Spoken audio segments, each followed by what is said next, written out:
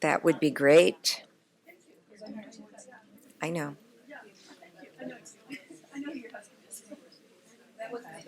I know. Hi, Carol. That's what the president gave me, so I just wanted to make copies. All right. The full thing, you mean? The, Yeah, that's what she had. Donna? oh, yeah.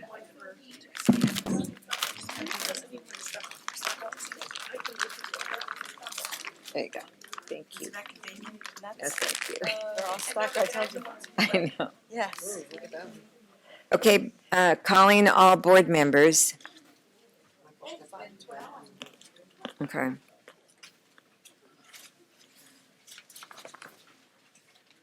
are you guys snacking? Can I have some almonds, please? Oh, and Leyva, those Fritos look good. Like this one. We're not in a meeting. No, John called me to work. He's just calling our board members. He's calling. Are they doing a video of us? Yes, we're on video. Where does it come from? Where's the camera? Okay, so we need Mr. Jackson. Somebody text me that I'll start. Yeah. Okay, we have a quorum. We will go ahead and get started. Welcome back, everybody. Thank you for the break. I know. There we go. Okay. Everybody's coming. Everybody's here. All right, so we are going to go to agenda item 8.0, report of the Legislative Committee. And we have Kay Wyneham up at the table, our staff person. And she and I have talked about the method that we're going to use for getting through the legislative agenda, legislative list of bills. So with that, I will turn it over to Kay and let her go. Briefly, though, let me just clarify for the board members, if you're looking at the chart, it looks like this, that has all the bills and the positions and the dates and the what have you.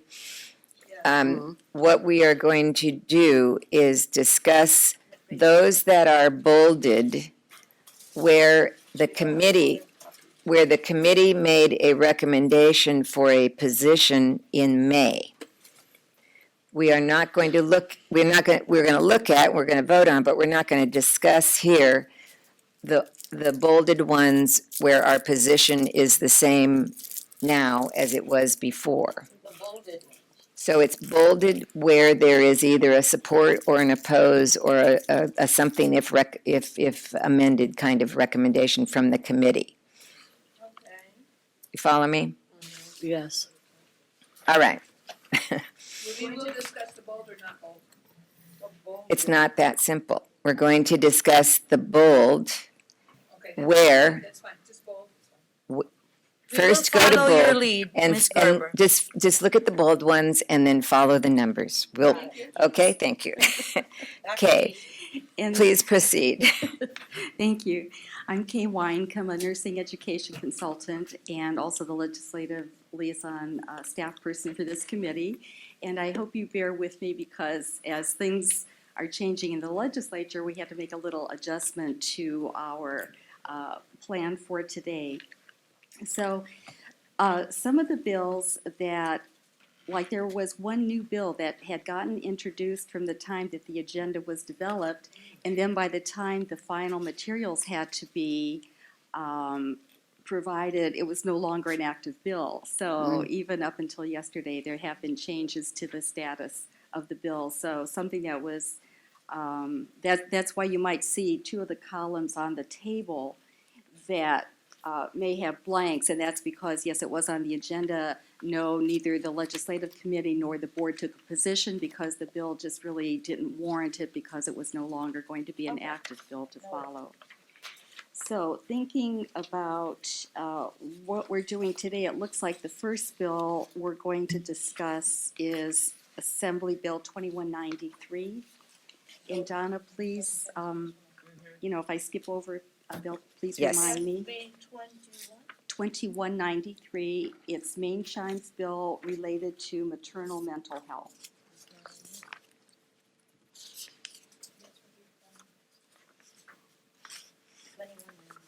So this is AB, AB. She did SB, it's AB. Oh, I'm so sorry, Yeah, AB right, okay. That's what 2193, Yeah, right. I'm so sorry. That sent you to the very end, I bet. I, like, there is no. 2143, okay. She said SB. Got it. This bill would require an obstetrician, gynecologist, or a licensed healthcare practitioners supervised by OBGYN physicians to screen the mother for maternal mental health conditions during pregnancy and the postpartum period, and report the findings of the screening to the mother's primary care physician. So the bill was amended on April 30th, so it was provided that it's going to be that it will be the duty of the physician or healthcare practitioner who treats or attends the mother or child to screen the mother for maternal mental health conditions as defined during pregnancy or during the postpartum period, to report the findings of the screening to the mother's primary care physician if the OB/GYN physician or healthcare practitioner is not the mother's primary care physician. It deletes the provisions that made it the duty of a facility where those practitioners treated or attended the mother or child in the first post-delivery appointment to ensure that those practitioners perform the required screening and report the findings. And it deleted provisions that made it a violation of the requirements grounds for disciplinary action by the licensee's licensing entity. It would make the facility subject to punishment by its licensing entity. So the board position in April was to watch, and the legislative committee's recommendation in May was to support the bill. Okay, support the bill.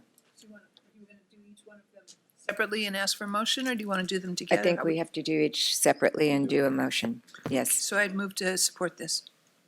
Do I have a second? Support the bill, though? Support the bill. I disagree. Well, wait, Well, let's have a then- motion, then and then we let's can have a discussion. conversation. That's Michael. Let's have a motion and a second. And then you discuss. What's the end purpose of this? The Well, purpose of the I'll bill second the is, motion. We have to second and we discuss. okay, so we have a motion and second, correct? Yes. The purpose of the bill, as I understand it, correct me if I'm wrong, Kay, is to make sure that physicians and nurse practitioners advise and screen for mental health relative to maternal patients. Correct? Yes, primarily the concern is that postpartum depression is really unrecognized after delivery. Many times it's kind of passed off as baby blues or normal. And so now with having the But this is medical for, healthcare practitioners. this is while you're pregnant, right? No, this is No, both, postpartum also. both prior It's both prior and after. and Yes, after. and so it's trying to pick up some during pregnancy as well as postpartum. And so physicians aren't doing that. What's nurse You don't practitioners is know. what we're also interested in. We're talking about encompassing them all, Right, right? right. The assumption is not that they're not doing it, the assumption is that they need to do it. So that it's mandating them to Yes. do a mental health exam. Behavioral pre and health, post, behavioral health. or behavioral health exam. Yes. And the role of our focus is our licensees. So the nurse practitioners, the nurse midwives that are taking care of these patients are mandated to do so. Correct. Well, I like to think that our focus is protecting the public. Well, I mean, we're And the discussing public it. includes these new mothers that are coming along that should have the right to make their own decisions about their own health, whether it's mental health or physical health. Well, we're not arguing about That's, you're that absolutely right, decision. if the person was in a mental frame of mind that would be able to understand. Are we it. saying that because you're pregnant and you have a baby, you're not in the right mental health? Michael, we're not arguing that, we're, the issue Not arguing is, anything, we're having a discussion, remember? oh, that's what I would hope. The issue is that the frame of mind that one might be when one is delivered a baby, there have been issues, and the issues need to be addressed. And this is the way that, the assumption is that they're best addressed. I think it just puts a little bit more regulation. I mean, I think that they are doing it. Sometimes they're not because of the workload and their work, they have to do so much already.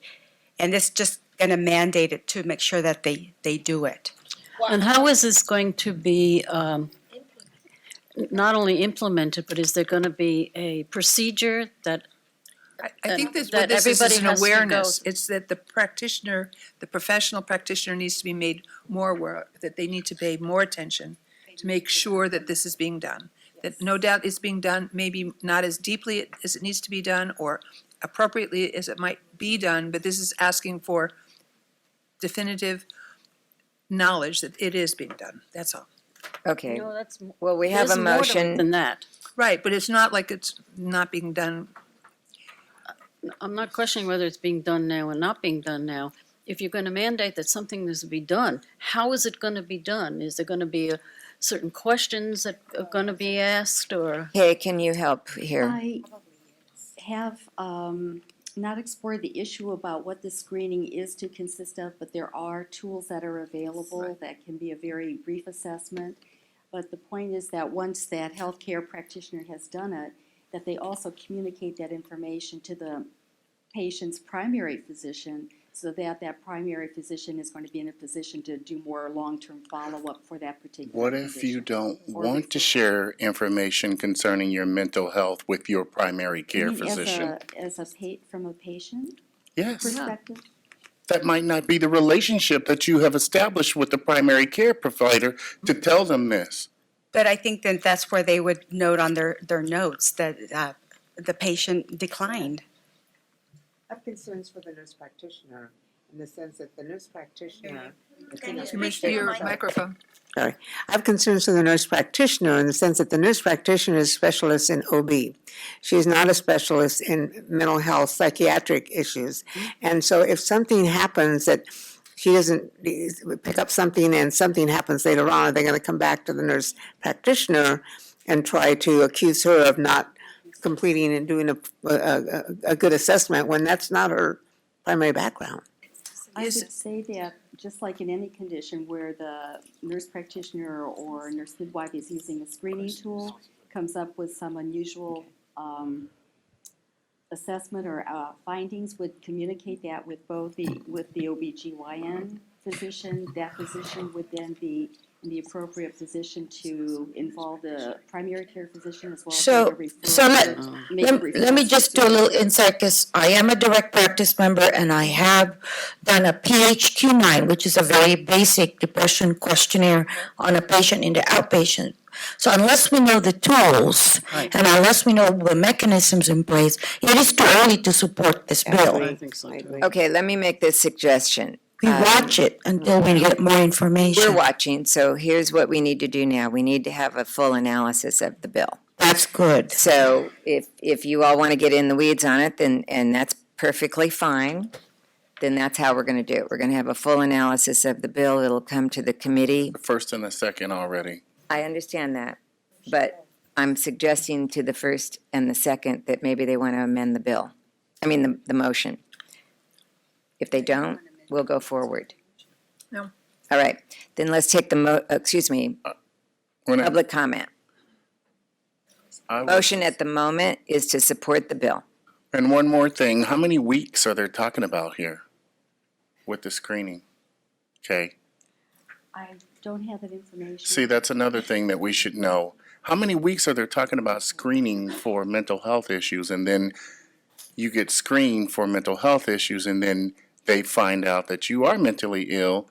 What does that say about what you can determine about your pregnancy? I understand the questions.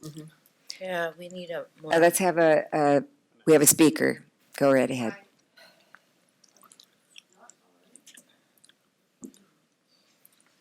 It's a secret as to how you get it on. That I know. There's a button somewhere. It should just slide. Yeah, you did it. That was. No.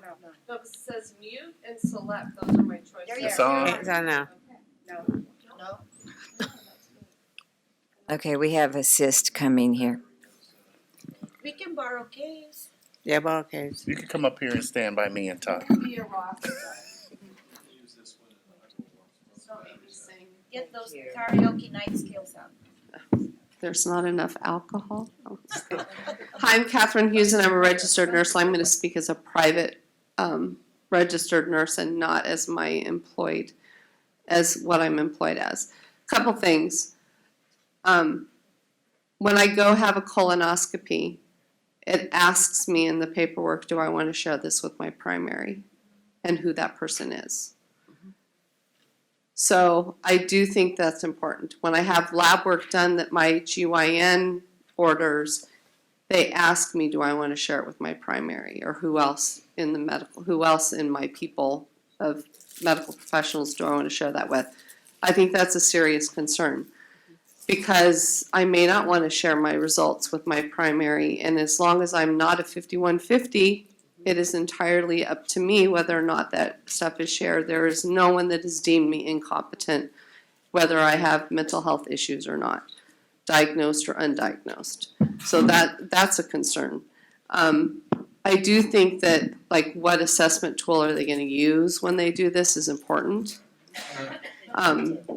And then having the patient be able to determine, are they willing to share it or not. I think the intent of this is great, right? There are women that suffer from postpartum depression that need help and don't know how to ask for it. And their OB may very well be that lifeline.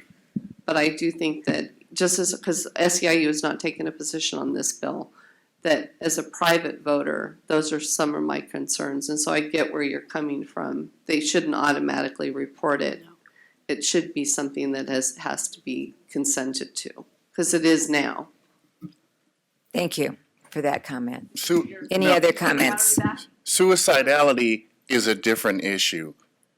All physicians assess for suicidality, but this is mental Well, health. the thing is, when you open this assessment, there has to be follow-up. As a nurse practitioner in OB, I can only do so many OB follow-ups. So the assumption is, then you have identified an issue, then who's going to do the rest of the follow-up and the rest of the care? And then if I'm the only person with my name signed that I'm the only one that did this exam and no follow-up, and something happens to the member, the patient, what happens to me?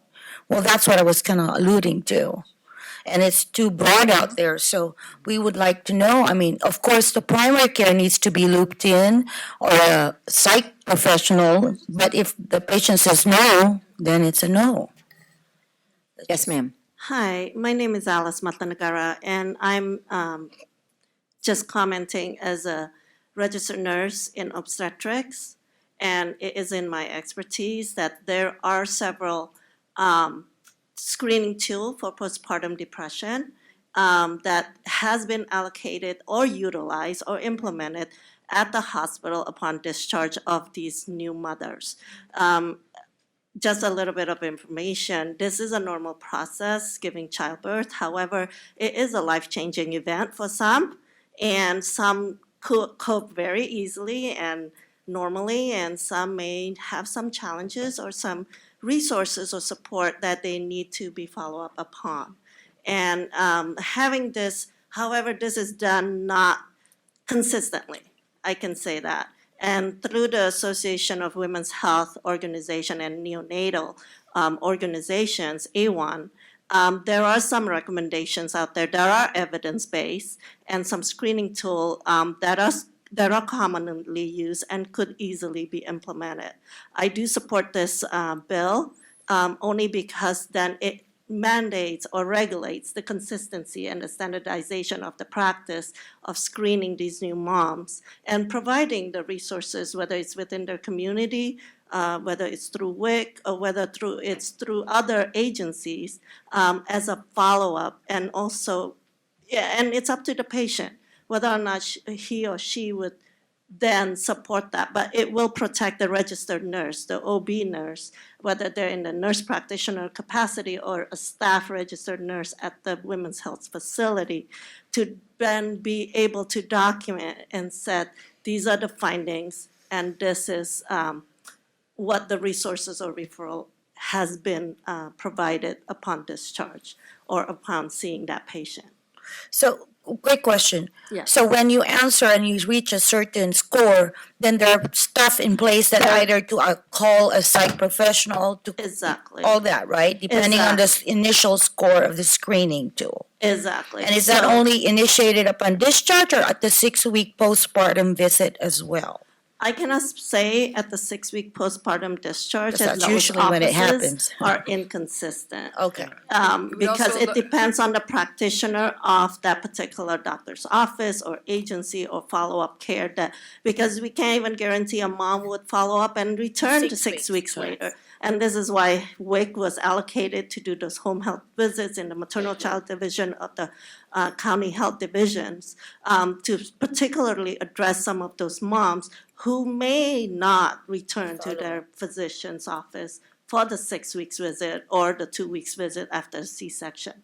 So I just highly ask the board to recommend this for the protection of these new moms, to make sure that they do have the resources available to them, or at least be pre-identified before they harm themselves or their child in this process because they're not in the right state of mind. Does to it How also- can you make those- pre-identify postpartum depression?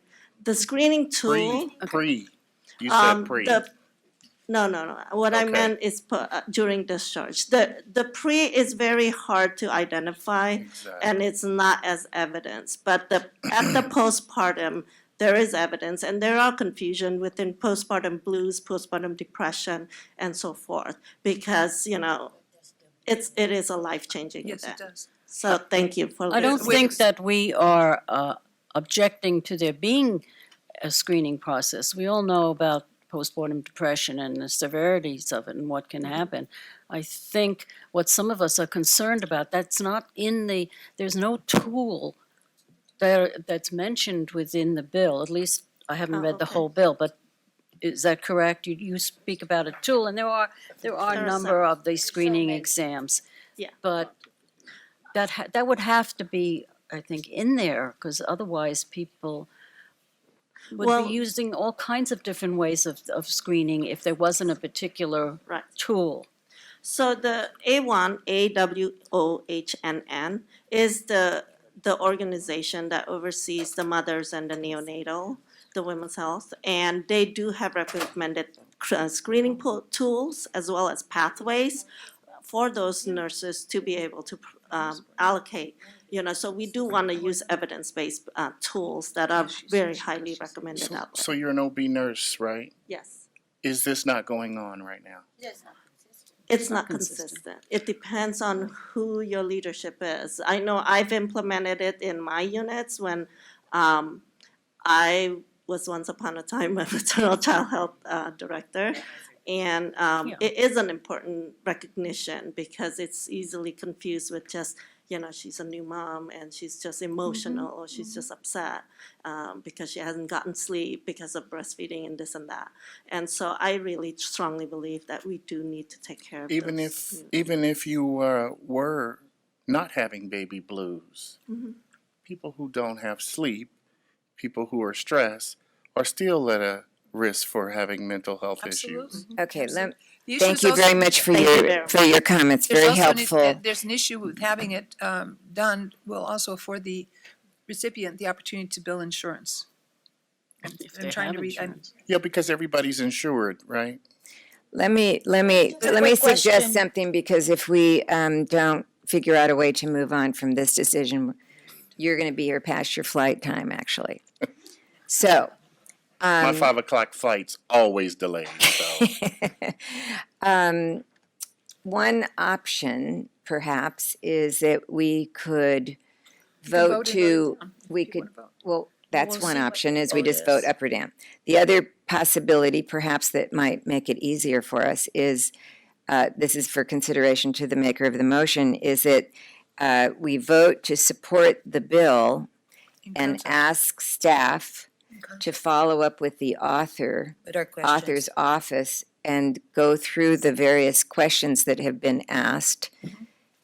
And the reason I'm suggesting this is fine. that we won't meet again until August because we have a July. In the bill cycle. And so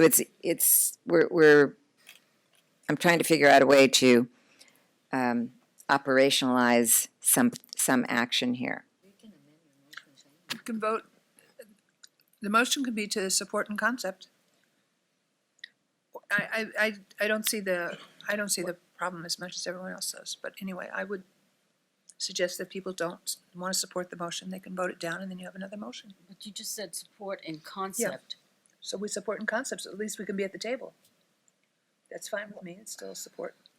Want to do that? I'm not exactly sure what you mean by that, because the concept is not the details.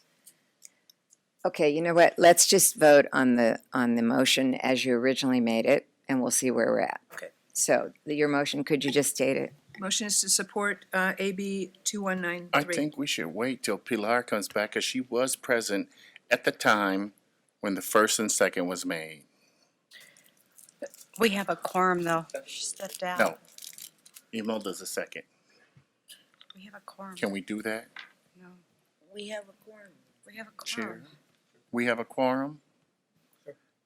But she I was know we here. can. Okay. Where did she go? Do we know? We just had a break. Okay. We're gonna go ahead. We're gonna go ahead. Katie, can you see if she's in the hall, please? Thank you. See if she's on the phone. She's in the bathroom, let her finish. We can move forward.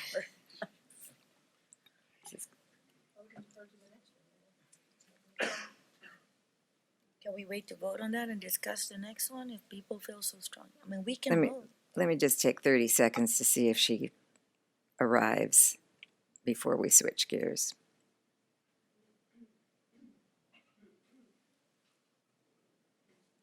While we're waiting, Kay, I'm looking at AB 1795, Gibson.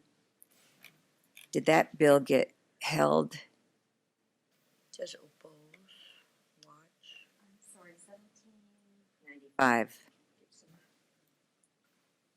It's not bold. AB 1795. It stayed in appropriations in the assembly. That's why. So it didn't move to the other house. Got it, okay. But the recommendation there from the committee was an opposed position.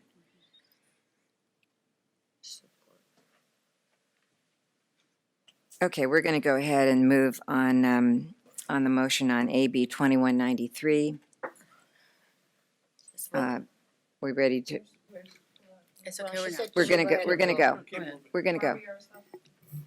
Barbie Yaroslavsky, yes. Imelda Seha Bedgood's yes. Cindy Klein, no. Elizabeth Woods, no. Donna Gerber, yes. Michael Jackson, no. You need to wait for her to come. Or Did we tie? it's a tie. All right. The motion doesn't pass. It doesn't pass. So, Position remains at support since it didn't pass. I do wanna know if we could, write to the author and make clarifications. We don't need a That's what, motion. that's on- what Kate's You can job do that. is. We don't need a motion, we've done that before. Yeah, you don't need a motion. To answer our questions, Well, we need the Ms. question Gerber, answers. can we? yes. I think the motion is continuous support, right? Because it was a tie. Yeah. So the motion, understand that we've never taken the committee never recommended a support position before now. Yeah. So this is a new recommendation, that's why we're, I thought it was still support, because that's what It is Spencer still just said. support. We voted because Because- of the vote. I It's got support. it, I got You it, I voted got it, support okay. since it's tied. It Right. remains as is. Right, it remains as the committee recommended And then I'm, at a but- support position. and the request to write the Do you think it would author. help And I if I believe read staff you- has, yes, the Thank you, staff Kay. will Do you- follow up with the Do you author. think it would help if I read you the legislation? No, it's okay. Thank you. So let's move on to the next bill. That is a new position recommended by the committee. Which bill number? I believe that is Assembly Bill 2682. It's Assembly Member Burke's bill related to nurse midwives and was amended to include naturopathic doctors. That last amendment was on May 22nd. So this bill is basically, with the amendments, it modifies the scope of practice for certified nurse midwives and the naturopathic doctors, among other things. So sorry. Among other things, the bill deletes the supervision requirements for the nurse midwives and permits the naturopathic doctors to perform episiotomies. Okay. At that, and the previous board position was a watch position that changed to a support position at the May meeting. Is there a motion on that bill to adopt the committee? I'm sorry, the May committee meeting recommended the support The position. committee recommends a support position to the board today. Yes. But, yes. I make a motion to support. Second the motion.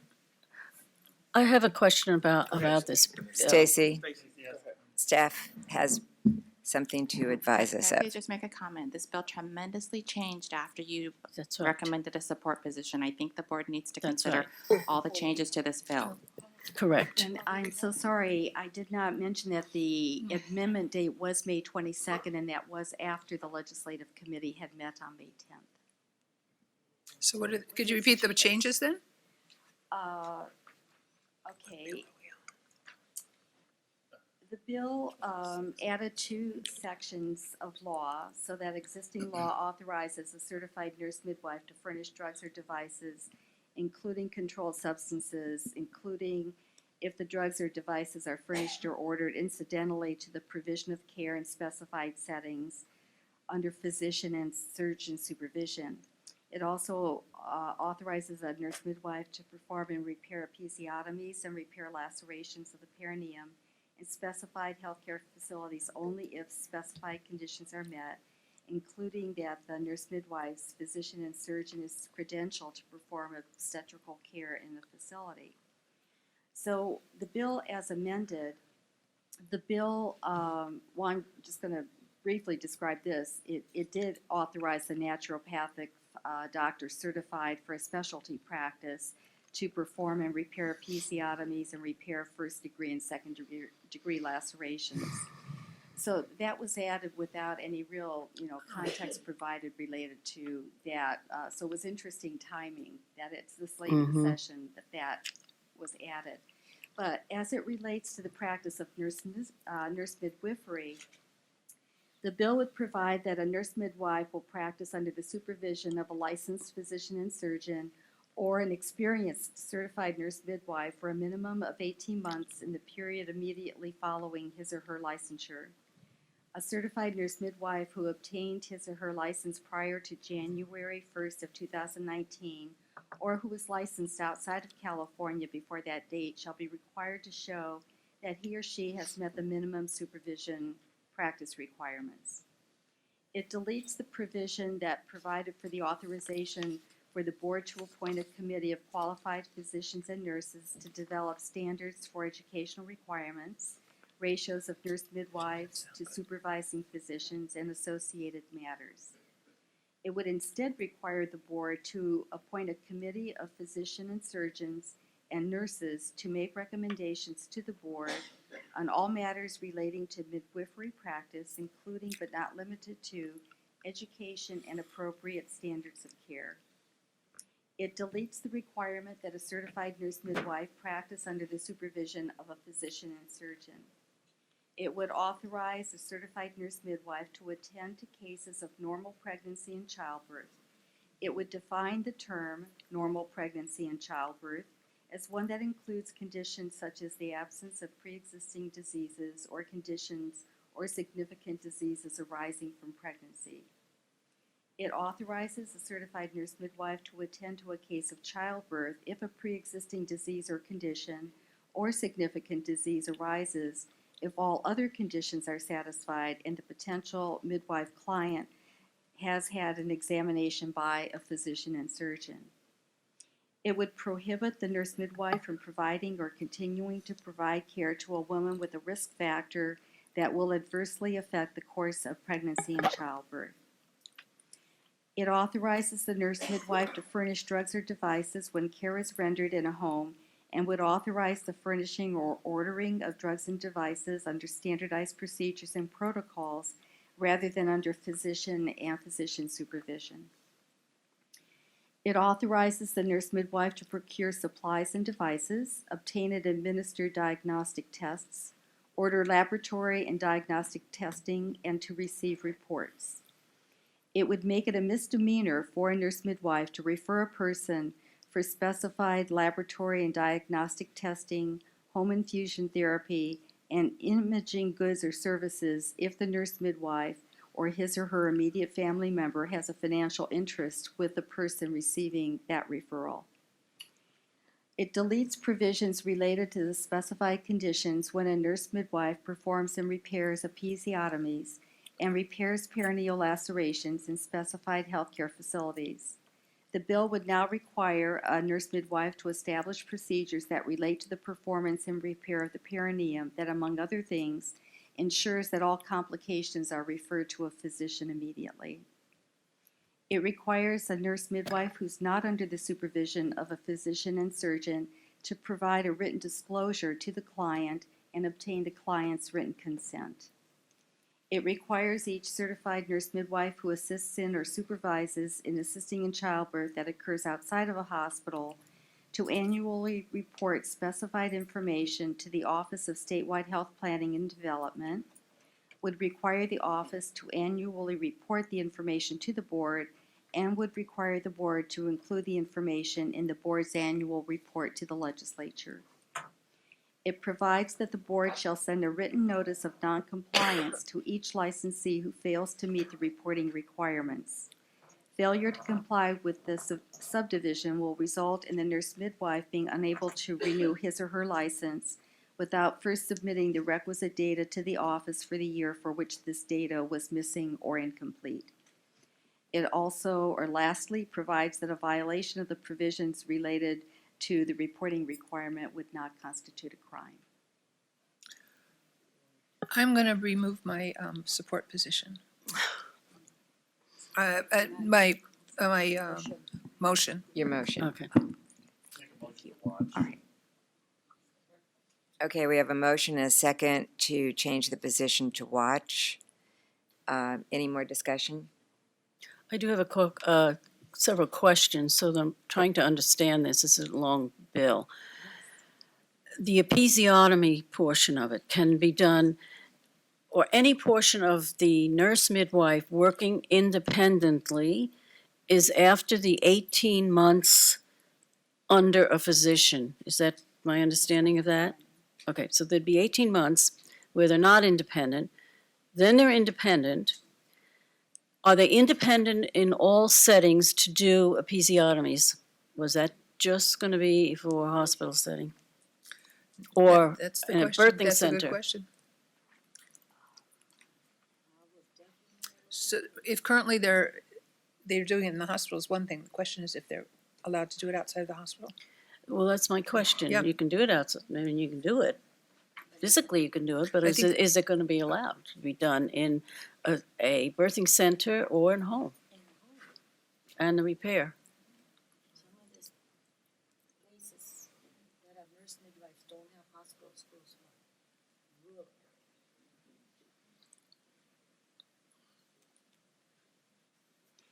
And the language is really silent to setting. It basically says the bill deletes the conditions. The bill would require a certified nurse midwife to establish procedures that relate to the performance and repair of perineal lacerations. So the current motion is to watch the bill. I have a question, okay, who's in support of this bill with the different associations? Do you have a list? I do. The California Hospital Association is in strong support. The ANA, Anthem Blue Cross. Who opposes it is the California Medical Association, Okay. particularly the OBGYNs. Right. The list may have changed, or How about the nurse midwives and all of them? Have they expressed anything, the associations? In support or not in support? Before May 10th, they had been opposed to the bill. I don't have recent information Thank that deals with this May 22nd revision. Thank you. Yeah. okay. We're ready. We have Needs clarification. any public comment on the motion we're about to do? The motion is to watch the legislation. Okay? Barbara All- Yaroslavsky, yes? Sorry, whoops, go ahead. Oh, sorry. I have a request. All of our new NECs, they are watching you. They are emailing and texting me, and they said, would you please bring the microphone that they can hear you? And they are very much interested to hear your comment. Thank you. Okay, so Barbara Yaroslavsky, yes? Thank you. Melda Seha Betkoitz, yes. Cindy Klein, yes. Elizabeth Woods, yes. Donna Gerber, yes. Pilar Dela Cruz Reyes, yes. Michael Jackson, yes. Okay.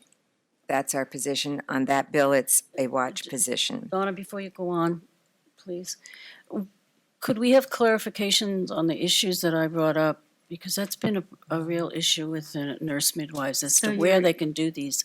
It's more the setting for, related to whether the Yes. episiotomy and perineal repairs can be Yes. performed in home settings. Because I'm thinking of your standalone birth centers and your Yes. acute care That's facilities. exactly what But I'm. also, there was another question that I wanted to add, increase, as well as what was determined as to under what conditions it may not be done. Okay. To review that as well.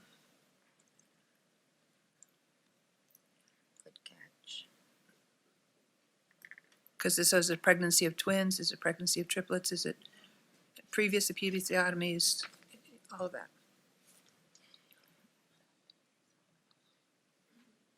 Thank you.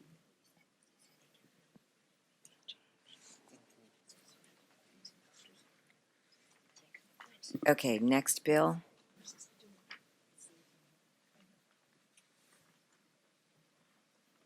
Which is the next one? We're going to tell you in a minute.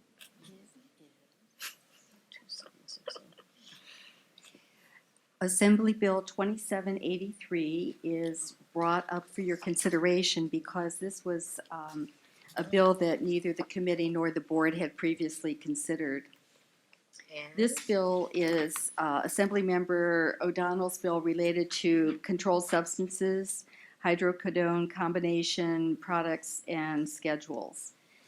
So basically, existing law does, excuse me, does classify hydrocodone as a Schedule II controlled substance, but specified compounds, including some hydrocodone compounds, are Schedule III controlled substances. And law imposes prescription requirements on drugs classified as Schedule II that are more stringent related to those that are on Schedule III. So what this bill would do is reclassify specified combination products as Schedule II controlled substances. And this bill, the California Board of Pharmacy is a sponsor of this bill, and I believe the rationale behind it is to bring it in conformity with some federal legislation. And we don't have a position recommended from the committee. Right, correct. I would recommend we take a watch position. Second. Okay, let's vote. Oh, excuse me, public comment. Seeing none. Barbara Yaroslavsky, yes? Melda Seha Betkoitz, yes. Cindy Klein, yes. Elizabeth Woods, yes. Donna Gerber, yes. Pilar Dela Cruz Reyes, abstain. Michael Jackson, yes. Okay, Michael Jackson, yes. Sorry, they can't hear. okay. That motion passed.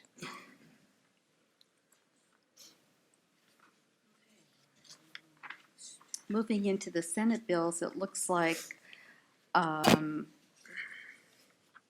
it again, the bill, Senate Bill 349 is Senator Lara's bill related to chronic dialysis clinics staffing requirements. The board had taken a previous position of watch in 2017, and when the legislative committee considered this bill at its May meeting, it took a support position. Okay, so this is SB 349. And that bill was, It's so the that staffing bill became a for two-year bill last year. chronic dialysis clinics. Right. Became a two-year bill? Mhm. But it remains in the Assembly inactive file, so nothing, it has not been assigned to a policy, and those policy bills have to be to their finance committees really soon, so says several co-authors though as well. Any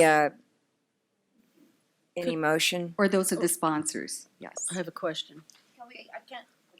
I'd like to ask you briefly what the staffing requirements would be. The staffing, it talks about staffing requirements. What, do you know what staffing requirements? It's 1 to 8 for RNs. Okay. It's 1 tech to 3 patients. It's social worker, I believe, 75 patients. Unless it has changed, that's what it was the last time I. What's the RN ratio now? For dialysis? It's in an outpatient setting, right? It says the Office of Can do Statewide it. Health Planning and Development should, and community clinics should be the ones that decide what the standards are. Is Is this a bill supported by SEIU?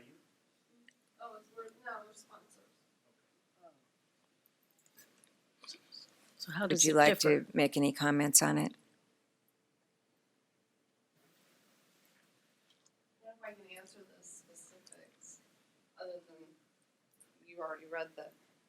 The ratios. Yeah, currently there are no ratios, and we have found in the dialysis industry that the dialysis centers are hugely understaffed. There are a lot of patient safety issues regarding staffing in particular, which is why we proudly sponsor this bill, and we would respectfully request that you take a support position. When will the exact numbers be? How is that going to be determined? It's not going till. The numbers are well, in, the numbers are in the bill. So the Betty. ones that are in there already are the ones going to be, Those are gonna our remain. proposed staffing all right. Right, ratios. If and they're the not going bill to take effect passes. until 2020. Correct. Okay, so, It was a 2-year bill, meaning that it was introduced last year, and we didn't get the support to continue it, so we had to extend it to a 2-year bill. Thank you. And so, quick question. Since you're the author. The 1:8 ratio was determined by going to the work areas, clinical settings, looking, because there's dialysis patients that are low acuity and high acuity, and the 1:8 might be too much sometimes. So did you put some flexibility in that language? I can't speak directly to that, only because it wasn't a Nurse Alliance Oh. sponsored bill, it was a UHW sponsored bill. Oh. We're all SEIU, but I know they about represent the UHW. members at the dialysis units. They did go to dialysis units and they did talk to frontline workers, just like we did with the nurse to patient ratios back in the day for registered nurses. We went to the sites and said, what's ideal and why. So there is rationale behind those numbers. I can't answer exactly what that According is. to the bill, it says it's minimum standards, and the issue is more for rural locations than it is for everybody else. Of course, this is what I'm reading. Do we have a motion on the floor? Thank you. My mic's on. I make a motion that we support. Second that, okay, go ahead. second that motion. All right, we have a motion and a second. Let's vote. Barbara Yaroslavsky, aye. Melda Sehab Bedquitz, yes. Cindy Klein, yes. Elizabeth Woods, yes. Donna Gerber, yes. Claudia Cruz, no. Michael Jackson, yes. Okay. Thank you. Moving on. We will go to Senate Bill 944, which is Assembly or Senator Hertzberg's bill related to the Community Paramedicine Act of 2018. The bill was last amended on May 25th, and the sponsor of the bill is the California Professional Firefighters. And it is, the board did not have a chance to consider this bill, so it was presented at the Legislative Committee in May, and the committee did recommend an opposed position. So what this bill did was it amended in March and became the Community Paramedicine Act. One of its provision was that if a local EMS agency within a county develops a community paramedicine program pursuant to Section 1840, that the Emergency Medical Care Committee shall include specified members and shall advise the local EMS agency on the development of the community paramedicine program. And the members are to include 2 registered nurses practicing within the local EMS's jurisdiction. And the bill also provides for the creation of the Community Paramedicine Oversight Committee within the Emergency Medical Services Authority to advise the authority on and approve minimum medical protocols for the community paramedicine program specialties described in Section 1815. The governor would appoint the 11 members, including 2 registered nurses, from a list of 5 names provided by the California Labor Federation. So the bill was further amended in April and in May, and the one of May 25th was just striking certain words, but the amendment of May 2nd would require the Emergency Medical Services Authority to submit an annual report on the community paramedicine programs operating in California to the relevant policy committees of the legislature and to post that report on its internet website beginning 6 months of the authority adopting the regulations, and then every January 1st after for the next 5 years. So let me clarify, because I'm not part of the committee. There is already a community paramedicine program in place right now. No, No, so there's they're trying to there's do pilot projects in place. It's the pilot projects that's funded by, okay. So Was- they're trying to make this no longer a pilot. Steps toward that, yes. Was They're this a priority to have EMTs not go to hospitals, or what was the, what problem is this trying to solve? In terms of like my understanding of this community paramedicine is to decrease hospital readmissions by having the paramedics who are already out in the field do some particular more assessment and Follow-up assessment. And so, It's for them to provide primary health care, essentially. With nurses, with 2 nurses. No. No. Alone by Alone. themselves, and they make Primary healthcare. determinations and decisions in who gets to see the physician and who doesn't. Oh, I thought it was with nurses, okay. they're on the boards in terms of like at the, on the 2 commissions, like the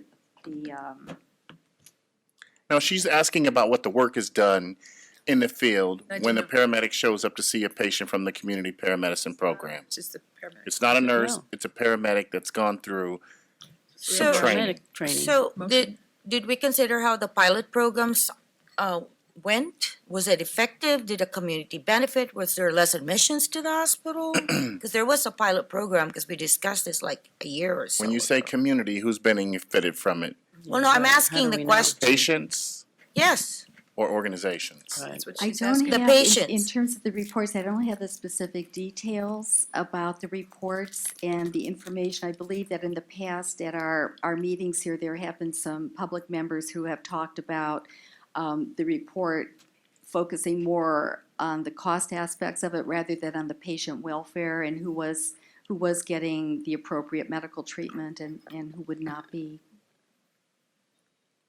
The concern here generically is that right now, any patient in California has access to emergency room care. And if they're not appropriate in the emergency room, they get assessed when they're there. First they get triaged, then ultimately they get assessed. And if they don't need emergency room care, they can be then referred wherever it is they do need it. But at least they have access to emergency room care. It's a requirement. No one else gets to decide who has access. In fact, it may be the only actual place left that patients do have unilateral access to. These pilot programs are designed to save money by diverting some patients to a different area of care. And the issue for registered nurses is that right now, registered nurses, the level of assessment of the patient is at least at the level that a registered nurse can do. And so, I think even further than that, having the ability to go to the ER and have a medical screening exam by a doctor. Everybody that walks into the emergency department is required to have a medical screening exam, and everybody gets seen by a doctor. right, I think that And the then issue is, if you have somebody showing up to your home wearing a badge saying you don't need to go to a hospital, guess what neighborhoods this is going to affect? Those coming from lower social economic areas. Absolutely. And often fearful of people showing up in their homes with a badge telling them you don't need to do something. There's another whole part of this also. If a patient is being followed up in their home, with all due respect to the paramedics and the care that they do, they are not educated to go and talk to somebody about primary health care, which is essentially what we're asking them to do. Because you go, as we all know, you start talking to a patient, they start telling you about one thing and then another. So you have to be able to evaluate what they're telling you so that you get them to the proper area for care if needed, and you have to decide whether they even need care or not. I just don't think that paramedics have that degree of education where they should be providing essentially what's called primary health care to a patient in their home. I would suggest we have a motion, but I think the issue is if we're trying to keep people out of the emergency room, this is not the way of doing it. Oh, God, no. I think that that's something to consider, Mr. Jackson, correct? I make a motion that we oppose. I'll the bill. second it. So we have a motion and a second to oppose. Do we have any public comment? They're not trained. They're not educated for primary health care, and that's Sure. what everything has to do. Just give them to me, I'll pass them. Are they two different ones? Good afternoon, Saskia Kim with California Nurses Association. I want to speak to your question first with respect to the UCSF report and evaluation of the pilot projects and whether or not, what those have looked like. So the reports, if you look at them, they're fairly positive in terms of how the pilots have taken shape. We've had the opportunity, though, there have been 3 reports, actually 1 report and 2 updates. And then there are also quarterly implementation reports. And so we've had the opportunity to really go behind the scenes and do a deep dive on the information that's being sent to UCSF and then subsequently included in the reports. And what we've found actually is that the reports are using the data very selectively and actually leaving out data that's not helpful or unfavorable, quite frankly. So for example, for the post-discharge short-term follow-up pilot that you're talking about right now, there was actually an increase in the rate of rehospitalizations for the largest group of patients who were enrolled in that project, but that data was not included in the report. And as another example, with the alternate destination pilot projects, some people, paramedics are making the decision to bring a patient to the alternate destination instead of the ER, and in some cases that person was rejected from the alternate destination, sent to the ER instead and said this person shouldn't be here, or something happened during the first 2 hours and they were sent. Those are not tagged as quote unquote adverse outcomes. Now that's a delay in care that could threaten somebody's life. And so in our minds that's an adverse outcome, but the data that's being collected doesn't show that as an adverse, so it makes it seem safer than it is. So hopefully that answers your question. Thanks for clarifying, and I do want to ask, they did this pilot in the south too, right? Not just in the north? Yeah. San Diego. It's in San Diego. I think the intent is great to have a community-based program with those 2 factors in mind. However, the question is, and Barbara alluded to that, the paramedic may be not the right person to do this. Nursing is the one that's trained on the health continuum. Nursing is trained on comorbidities, and we are better equipped just throwing it out there. I mean, the intent is good. The intent is good. Yes. And that would be looking into the that program would be, I'd be very interested to know what the outcomes are, not with an actual nurse practitioner going out in community making these decisions. But the overall intent is good to have a community-based program like that, but then you might be picking the wrong professionals to do it. I no offense to the paramedics, they do, but it's different. And like you said, these elderlies, they have so many conditions and comorbidities and medications and stuff that, you know, a healthcare professional in a primary care setting is more appropriate. But thank you for the clarification, because I Appreciate needed to know what the results were. Okay, glad that was helpful. CNA is strongly opposed to the bill. We think the bill's really about cutting costs, moving Medi-Cal and uninsured patients out of the ED and reserving psych beds in the hospital for private pay patients. So as part of our deep dive, looking at the numbers, we found that 99% of the patients diverted from one of the participating for-profit investor-owned hospitals were Medi-Cal and uninsured patients. So none of the patients with private insurance were diverted from the ER. And as you mentioned, patients calling 911 may have multiple underlying medical conditions, so we think ED screening is the most appropriate and safest way. So we've seen instances, for example, where patients were misdiagnosed by the paramedic, brought to the alternate destination, and sent back to the ER. In one case, that happened, and the patient was having a heart attack, and fortunately got an emergency stent in time. In another instance, a hypothermic patient was refused admission to the sobering center pilot because the paramedics, as part of their protocol, weren't taking people's body temperatures, which is critical when you're talking about chronic alcoholics, because you've got a threat of hypothermia. We believe that there are also clear profit motives at work behind the bill, so some of the alternate destination sites will directly benefit for-profit companies, including private ambulance companies, and the former company CEO is actually the project manager for the pilot projects.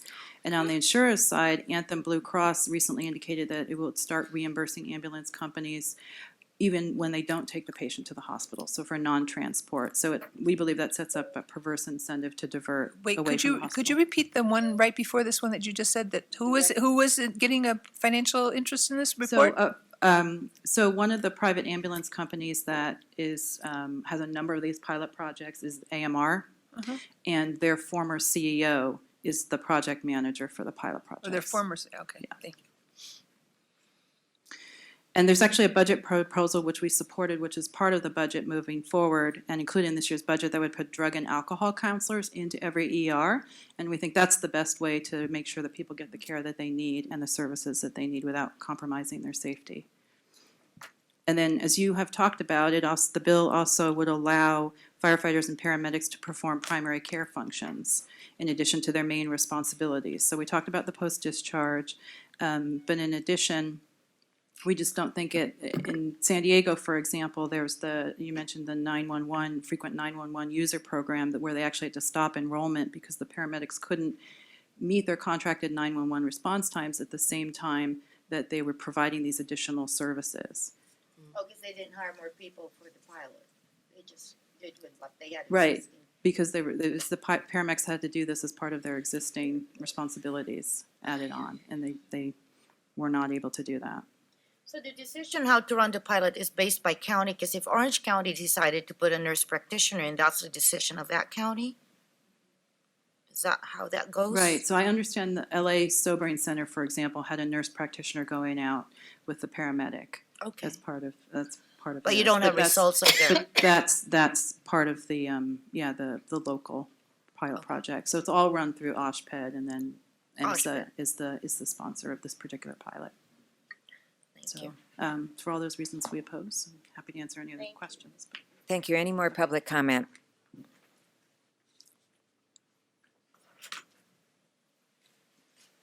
Good afternoon. My name is Marqueta Huskava, and I'm the Executive Director of ANA California.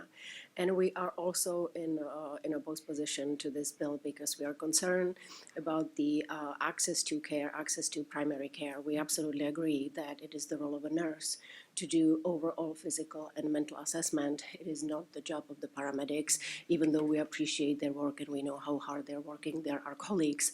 However, we are concerned about the level of care and the overall protection of the public. Thank you. Thank you. Any other public comment? Seeing none, we're ready to vote. Barbara Yaroslavsky, support of the. Of the motion- opposed motion position. Of the opposed position. Yes. Himela Seha Betquits, yes. Cindy Klein, yes. Elizabeth Woods, yes. Donna Gerber, yes. Pilar Dela Cruz Reyes, yes. Michael Jackson, yes. Okay.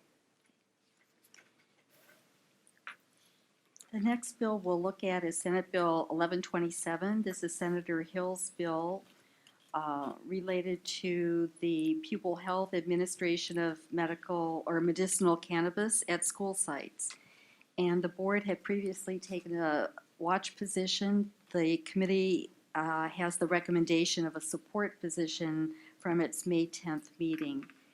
The bill was last amended on May 15th, so that the bill would provide that the pupil records collected for the purpose of administration of medicinal cannabis are confidential, shall be used only for the purpose of administration of medicinal cannabis, shall not be open to the public for inspection, and shall not be disclosed for any reason except as required by a state or federal court order.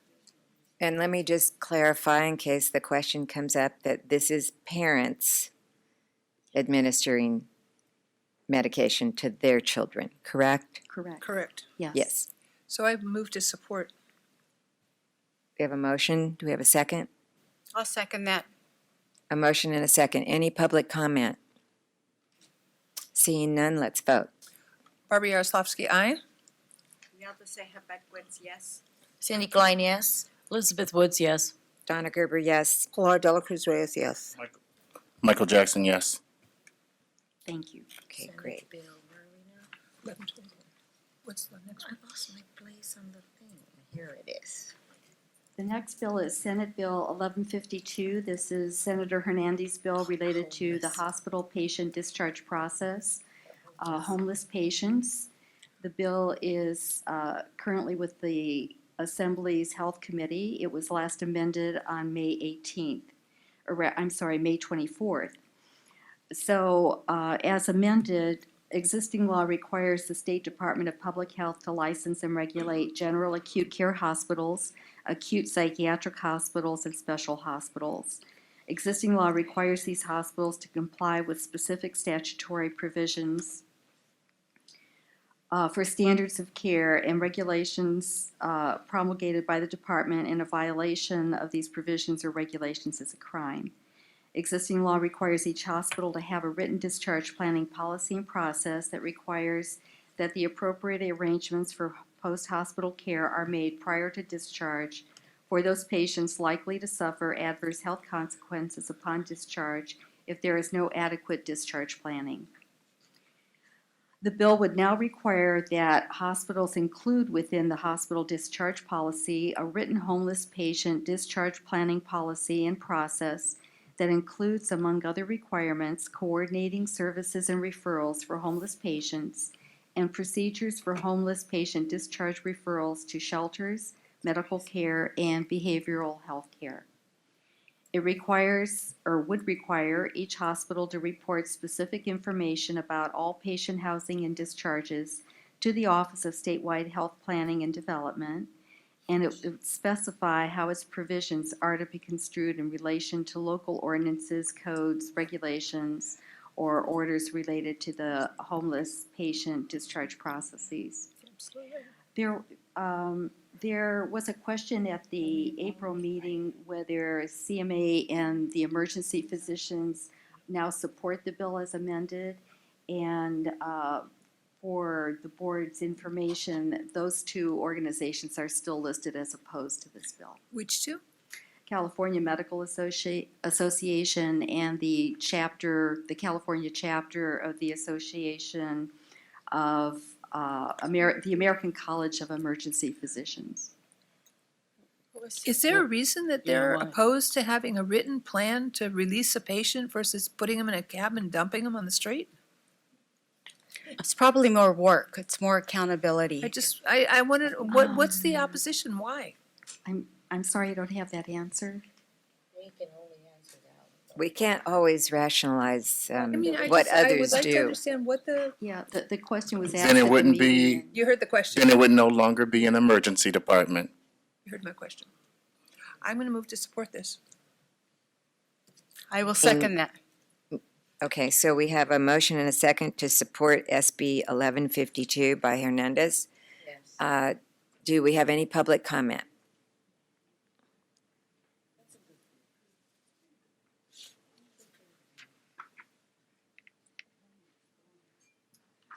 Hi, Catherine Hughes, registered nurse with SEIU California. We are proud to be sponsors of this bill for all the reasons that you guys have talked about. So we respectfully ask for your support. Thanks. Okay. Yes?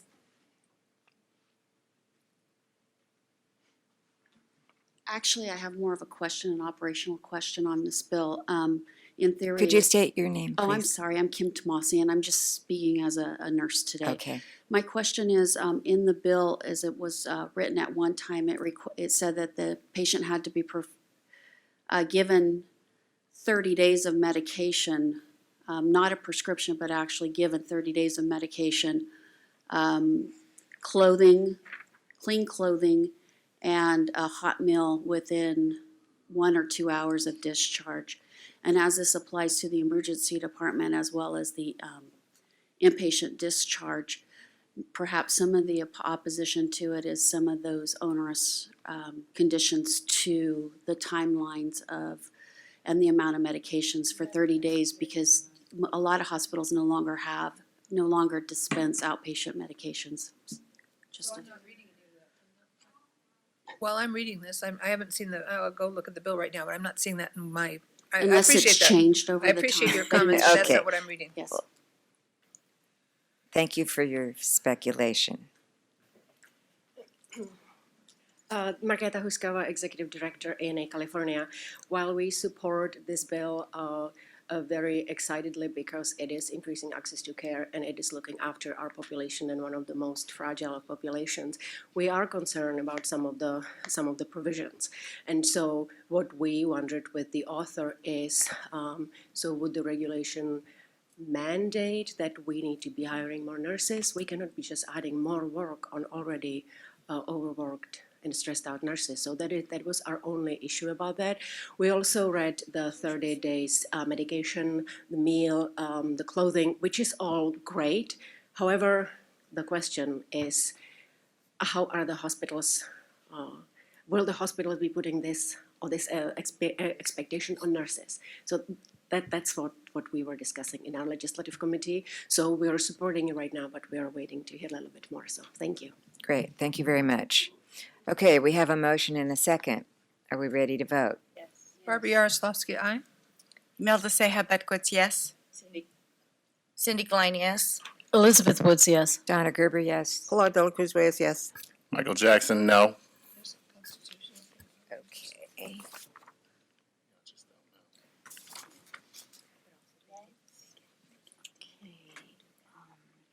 The next bill is Senate Bill 1288. It's Senator Leyva's bill related to health and care facilities inspections.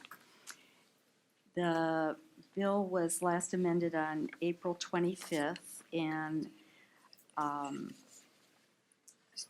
that amendments would provide that multiple violations found on the same inspection survey shall constitute a single violation for purposes of determining whether the violation was a first, second, third, fourth, or subsequent violation. The board had taken a watch position in April and a support position in May, or the recommendation was a support position in May. Which number, Kate? Senate Bill 1288. 1288 by Leyva. Leyva. I'll move to support. We have a motion. Do we have a second? I'll second that. We have a motion and a second. Do we have any public comment?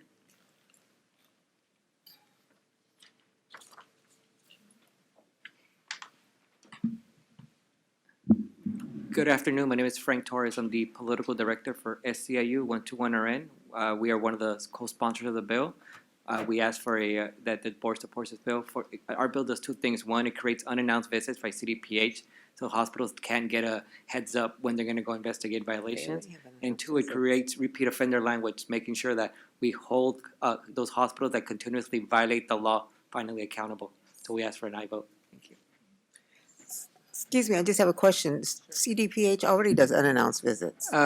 That is, they don't, we're asking that with our bill, we're asking that they did at least do one unannounced visit for every 3 years. Currently, they don't actually do unannounced, and the books that say they do it, but they don't actually do it. Like our bill actually codifies the law thing. It has to be unannounced visits. Technically, they don't actually do them. And if you ask CDPH, they'll tell you, yeah, we don't do unannounced visits. So our bill will actually codify it.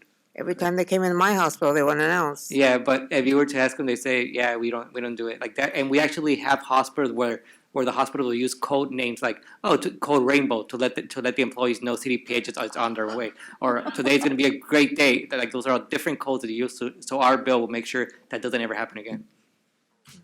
Good for you. I have a question about the care facilities. What, are we saying a care facility is any place where a person is sent to have care, like a private home or nursing home or a board and care home? Or They are defined in this law. And unfortunately, I'm skimming through this, but to be able to say concretely what the definition is, I would need a few minutes. Is it my understanding that this only pertains to Title Acute care. 22, which is acute care, right? Mhm. You're nodding your head because all those areas Yes, are not sorry. under mandated by Title 22, so this is acute care. You're right. So, So we have a it's motion Betty, to- does that answer your question? Yeah, they're not included. They're not. Correct. Do we have a motion? We have a motion, we have a second. I just wanted to make sure we had a motion. We have more public comment. Just very quickly, Saskia Kim with California Nurses Association is the proud sponsor of AB 394 by Senator Sheila Kuehl. We strongly support this bill, so ask for your support as well. She's referring to the RN nurse-to-patient ratios. Marqueta Huscava, again, ANA California. We are supporting and standing with our other nursing organization colleagues on this issue. While you know that we differ on issues of patient ratios mandated versus safe staffing through committees, we do support obviously safe and healthy work environment for nurses. California law states certain ratios, and we have to assure that our nurses are working in those safe environments. So we are supporting this. So thank you. Okay, thank you very much. We have a motion and a second. Barbara Yaroslavsky, yes. Imelda Seja Betgood, yes. Cindy Klein, yes. Elizabeth Woods, yes. Donna Gerber, yes. Flor de la Cruz Reyes, yes. Michael Jackson, yes. What was that? So I believe That's what SB they couldn't hear me. 1480 is next, correct? That is correct. So, yes. board members, you have the most recent information on this bill in front of you today. You have your own piece of paper there, hard copy, because it was amended, and this is, there you go, 1480. This is important because it's Senator Hill's bill. It's an omnibus bill, and it has several sections in it, finally in language that we have been talking about with you regarding things that the BRN cares about. So with that, Kay. Thank you. The bill was amended on June 12th, and it's currently with the Assembly's Committee on Business and Professions.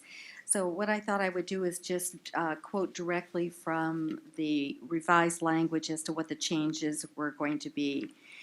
So the bill is going to require the boards to meet at least, so this is general related to the Department of Consumer Affairs. It will require boards to meet at least 2 times a year, and the bill would require that each of the boards comprising the department to present and vote on any documents planned for submission to the department for a change in spending authority. Moving to the section that's related to nursing, they have adopted some different language such that it says the existing law, the Nursing Practice Act, regulates the practice of nursing by the Board of Registered Nursing and authorizes the board to appoint an executive officer and employ personnel, including legal counsel. Existing law authorizes the board to remove a nursing school from a list of approved nursing schools if, after being notified of defects in standards, the school does not correct the defects within a reasonable time. So what the bill would now do is authorize the executive officer to adopt a decision entered by default and a stipulation for surrender of a license. The bill would require the board to directly employ legal counsel to work exclusively for and report directly to the board if the board makes a specified finding. The bill would authorize the board to remove a nursing school from the list of approved nursing schools if a school does not correct the defects within 120 days.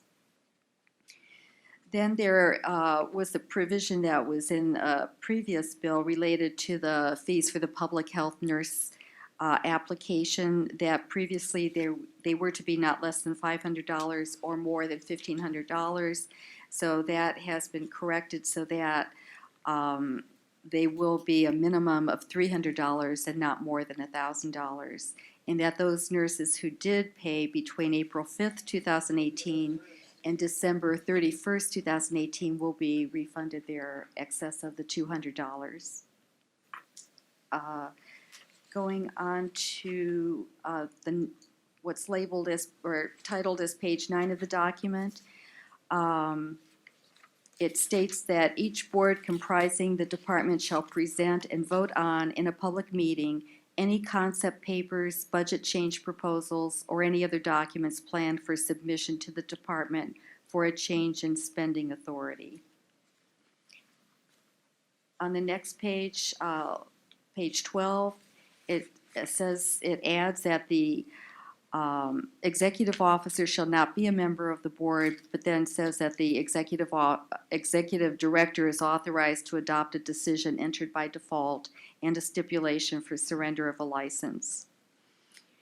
And then it does add the section related to the board shall directly employ legal counsel who shall work exclusively for and report directly to the board upon a finding by the board that directly employing a legal counsel will further the board's mission. And lastly, is the provision that does state that related to removing school approval, that if the defects are not corrected within 120 days, the School of Nursing may be removed from the approved list and notice is to be provided to the school.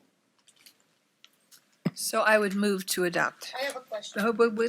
I'll second that motion. We have a motion and a second. Questions? On page 96, it mentions on the last page of this Yeah. addendum that the executive officer, which would be at this point, it pertains to us. I'm sorry, I thought I was loud already. It says this pertains to schools of nursing, so that would be us, correct? And it says the EO of the board will be the one to inspect the schools. I'm paraphrasing. It doesn't say the executive officer, it's through the executive officer. Where is that? It's on this 2788, it says that means the executive officer will decide who's gonna do it. A designate. It doesn't mean that you have to do it. No, it's a designate. It's a designate. But then there's a sentence that says written reports of the executive officer's visits. Well, that's, the person that the executive officer has determined needs to make those visits has to make a report in writing. And Cindy, this is existing language. That's we that- have already. It isn't, I just yeah. want to make sure that Got they it. don't, Yeah, we're not they don't saying have Dr. Morris doing all these They site don't. visits, because he They does have don't. other work to do. I have a question also. When it talks about the 120 days, so that means that if a school has a low passing rate and they don't get it up to the 75% within 120 days, that school would be closed? Well, remember, what it says here is if the defects are not corrected within 120 days, the School of Nursing may be removed from the approved list Good. and notice thereof provided to the school. So it's may, Okay, it's not good. automatic. Thanks. But before, we didn't have any kind of, it said reasonable time before, so this is Okay. good. Okay, good question. Any other public comment on this bill?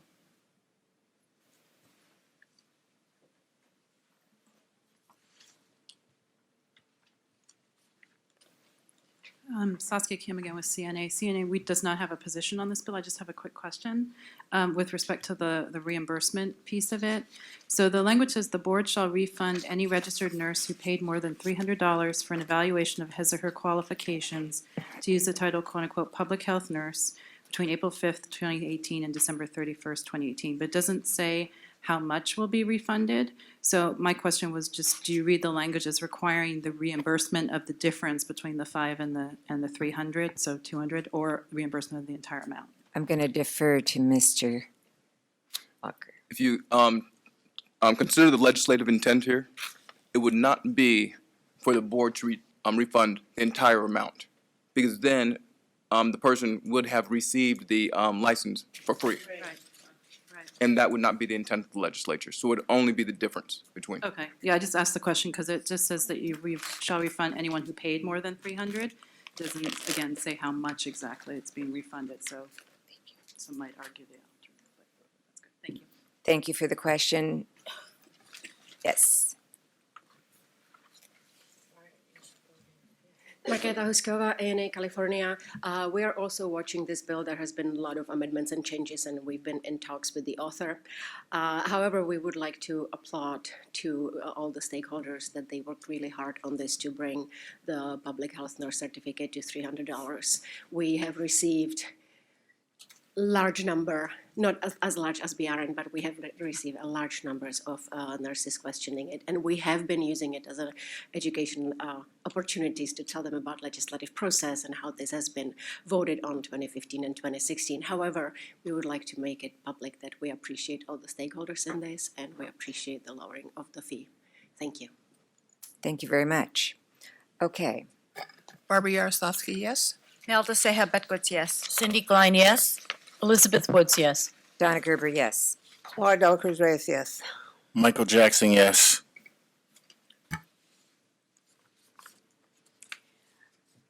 That concludes the section related to the bills that impact nursing practice. So we'll move on to the section of the bills that affect the board or other administrative type issues. The first bill is Assembly Bill 1659. That is Assembly Member Lowe's bill relating to Healing Arts Board's inactive licenses. And it was last amended back in January. The board had not had the opportunity to consider it, and the committee at its May meeting made the recommendation to support the bill. So this bill would prohibit a licensee with an inactive license from representing that he or she has an active license. The bill would also authorize a Healing Arts Board to establish a lower renewal fee for an inactive license.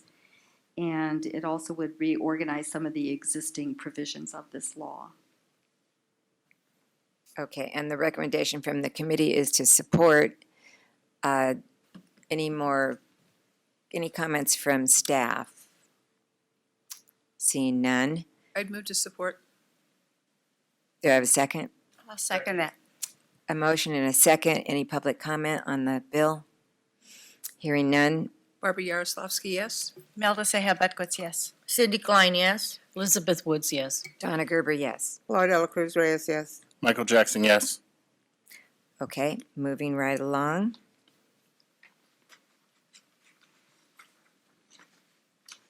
Assembly Bill 2138 is Assembly Member Chu's bill related to licensing boards, denial of application, revocation, or suspension of license, criminal conviction.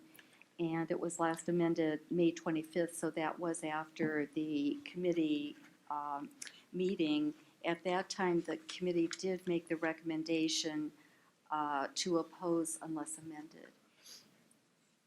And Stacy has been involved in terms of working with DCA and other parties related to this bill, so that's why she's joining me. Right.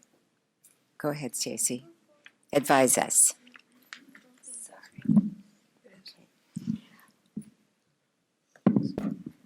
Good morning, Um, Stacy, or good afternoon, I'm sorry. Oh, You want to I'm do so the sorry. summary? What I just wanted to do is I wanted to correct how I had presented the amended analysis on May 25th. What I did not preface, what it said is existing law authorizes a board to suspend a license if a licensee is not in compliance with a child support order or judgment. This bill would repeal that authorization. So those sentences have now been removed from that bill as part of the amendment. Good afternoon, Stacy Broom, Assistant Executive Officer. So as I spoke to the committee at the May meeting, there are several provisions in this bill that have to do, in my opinion, with possibly taking away the board's authority to handle applicants for licensure, where specified conditions are set up for considering previous convictions of an applicant with a time frame of 5 years, whether it's been expunged or dismissed, and the board not being able to consider that information or the underlying conduct as a basis for denial of an application for licensure. It also specifies that dependent on certain circumstances, specific types of discipline would take place, where it would be a public approval or a 2-year limited probationary period, but basically taking away the board's authority to determine the outcome of an application for licensure. And so I have attended meetings with the department and most of the boards of the Department of Consumer Affairs, and for the board's knowledge, all boards, whether they have taken an official position, all staff that attended the meeting oppose this bill, in that they don't believe that it upholds all of the board's requirements to protect the public. We have also, or I have attended a meeting with stakeholders with the author's office. They have said that they are considering various amendments to the bill. They haven't done any amendments to the bill, but they believe that that will be handled in the Senate Business and Professions Committee when it's heard.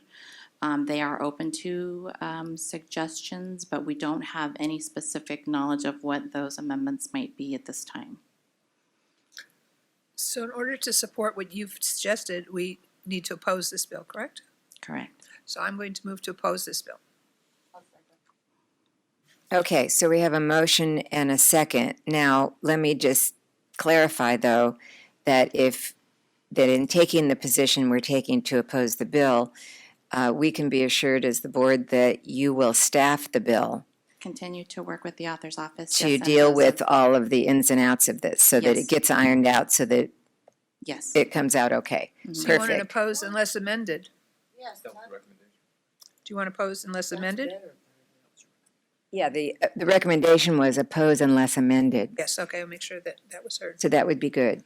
Okay, You want to redo your amendment? that's what I just asked, yes. And do you want to redo my second? I mean, your first? You're first. I'll second. Thank you. You said oppose unless amended. Oppose unless amended. I wasn't clear in the first place, I'm sorry.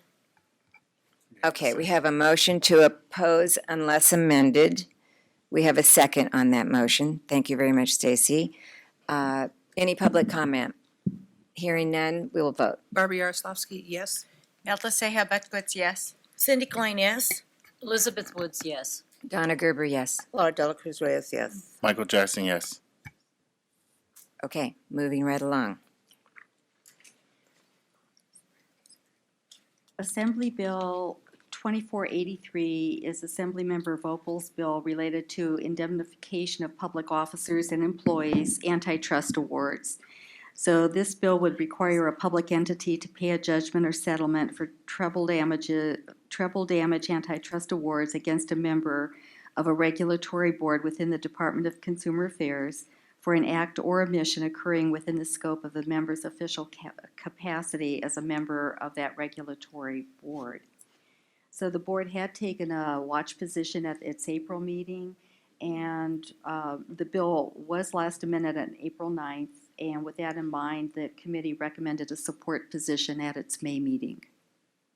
This has to do with indemnification of board members. So I would move to support.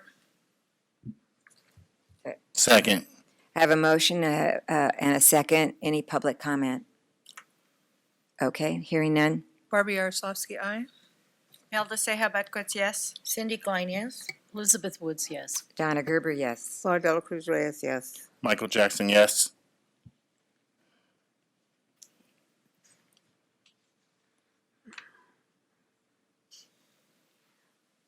It looks like the last bill that we'll be considering is Assembly Bill 2958. This is Assemblyman Quirk's bill, or Assemblymember Quirk's bill related to state bodies, meetings, teleconference. The bill was amended on April 25th, so it was discussed by the Legislative Committee. And the previous board position had been a watch position, and the committee recommended an opposed position. So what this bill does is say that for an advisory board, advisory commission, advisory committee, advisory subcommittee, or similar multi-member advisory body that does not have rulemaking or voting authority would require a state body that meets this description to designate a primary physical meeting location where a quorum of the members of the state body will attend and where participants may physically attend the meeting and participate. With this bill as originally introduced, it made it sound like all the boards would have to comply with this, but really this is now restricted to advisory bodies. And so it would apply to which of our groups? Do we have any? Do you have any committee meetings that have to, Advisory bodies. Nurse practitioners, The midwives, NUOC or NUOC, the education NUOC. group. So this would apply to our committees, if it, our subcommittees. And so that's why the committee, I mean, the Ledge Committee is recommending an opposed position on the bill. I'm going to suggest that there needs to be clarification, because when you read it one way, it reads one way. When you read another way, when I read it, I was under the impression it did not mean any board committees. It meant advisory committees to a board. So your nurse midwives board, advisory is advisory. Nothing else is advisory that I think that we do. The administrative committee. That's a task force, that's two people, that's different. That's different. So it's my understanding that we need further clarification. I'm not ready to, I think before we oppose this, we need to have some clarification. But you think it applies to one of our committees? Only one, and that would be the nurse, only the nurse midwifery committee. Well, but the same impact would occur on that advisory committee if this bill passes, which is That they can meet. this is teleconferencing only. Right. And that it would require, in other words, if they had a need to do a teleconference, it requires that a quorum of the committee has to be at one location, not as we do it now, where because we are statewide, they meet in different they announce a meeting, it's teleconference, they're in different locations, and that's how they can get their work done. This bill How it would, functions currently? yes, this bill would require that there has to be a quorum of the group in one single location. So it's just impractical from our perspective. I thought it was only one person who had to attend that one location. It didn't mean everyone had to be in that location. This bill requires a quorum. Requires the state body to designate a primary physical meeting location where at least one member of the state body will attend, and where participants may physically attend the meeting and participate. I read that as one person. I didn't read that as the whole committee. I believe that was the original language for the one person. Okay. And then as it was amended, then it went to a choose. quorum of the members. Okay, then I would vote. I apologize. Thank you. So the recommendation is to oppose the bill. Amended or oppose? Let's just take an oppose. They'll figure out if they need to have an amendment. So do we have a motion and a second? Yes? I'll make the motion to oppose. Okay, we have a motion and a second. Public comment? Hearing none. Let's vote. Barbie Yaroslawski, aye. Melda Seha Batquets, yes. Cindy Klein, yes. Elizabeth Woods, yes. Donna Gerber, yes. Pilar Dela Cruz Reyes, yes. Michael Jackson, yes. Okay, thank you. I think it looks like those are all the bills where the positions had changed between the board previous position and the legislative committee's recommendations. The rest are pretty much all concurrent watch positions for both bodies. So is a vote needed? Yeah, I think I still need a vote to adopt the committee's other recommendations. I make a motion that we support. I second that motion. Okay, we have that. Any comments from the public? Hearing none, let's vote. Barbara Yaroslavsky, aye. Melda Seha Bedquez, yes. Cindy Klein, yes? Elizabeth Woods, yes. Donna Gerber, yes. Laura Dela Cruz Reyes, yes. Michael. Michael Jackson, yes. Okay, we have finished, I believe, the legislative report. Thank you, everybody, for your patience and your attention. Do people on the board need a break? Yes. Okay, we'll take a 10-minute break. Thank We'll you. be back at 1:20.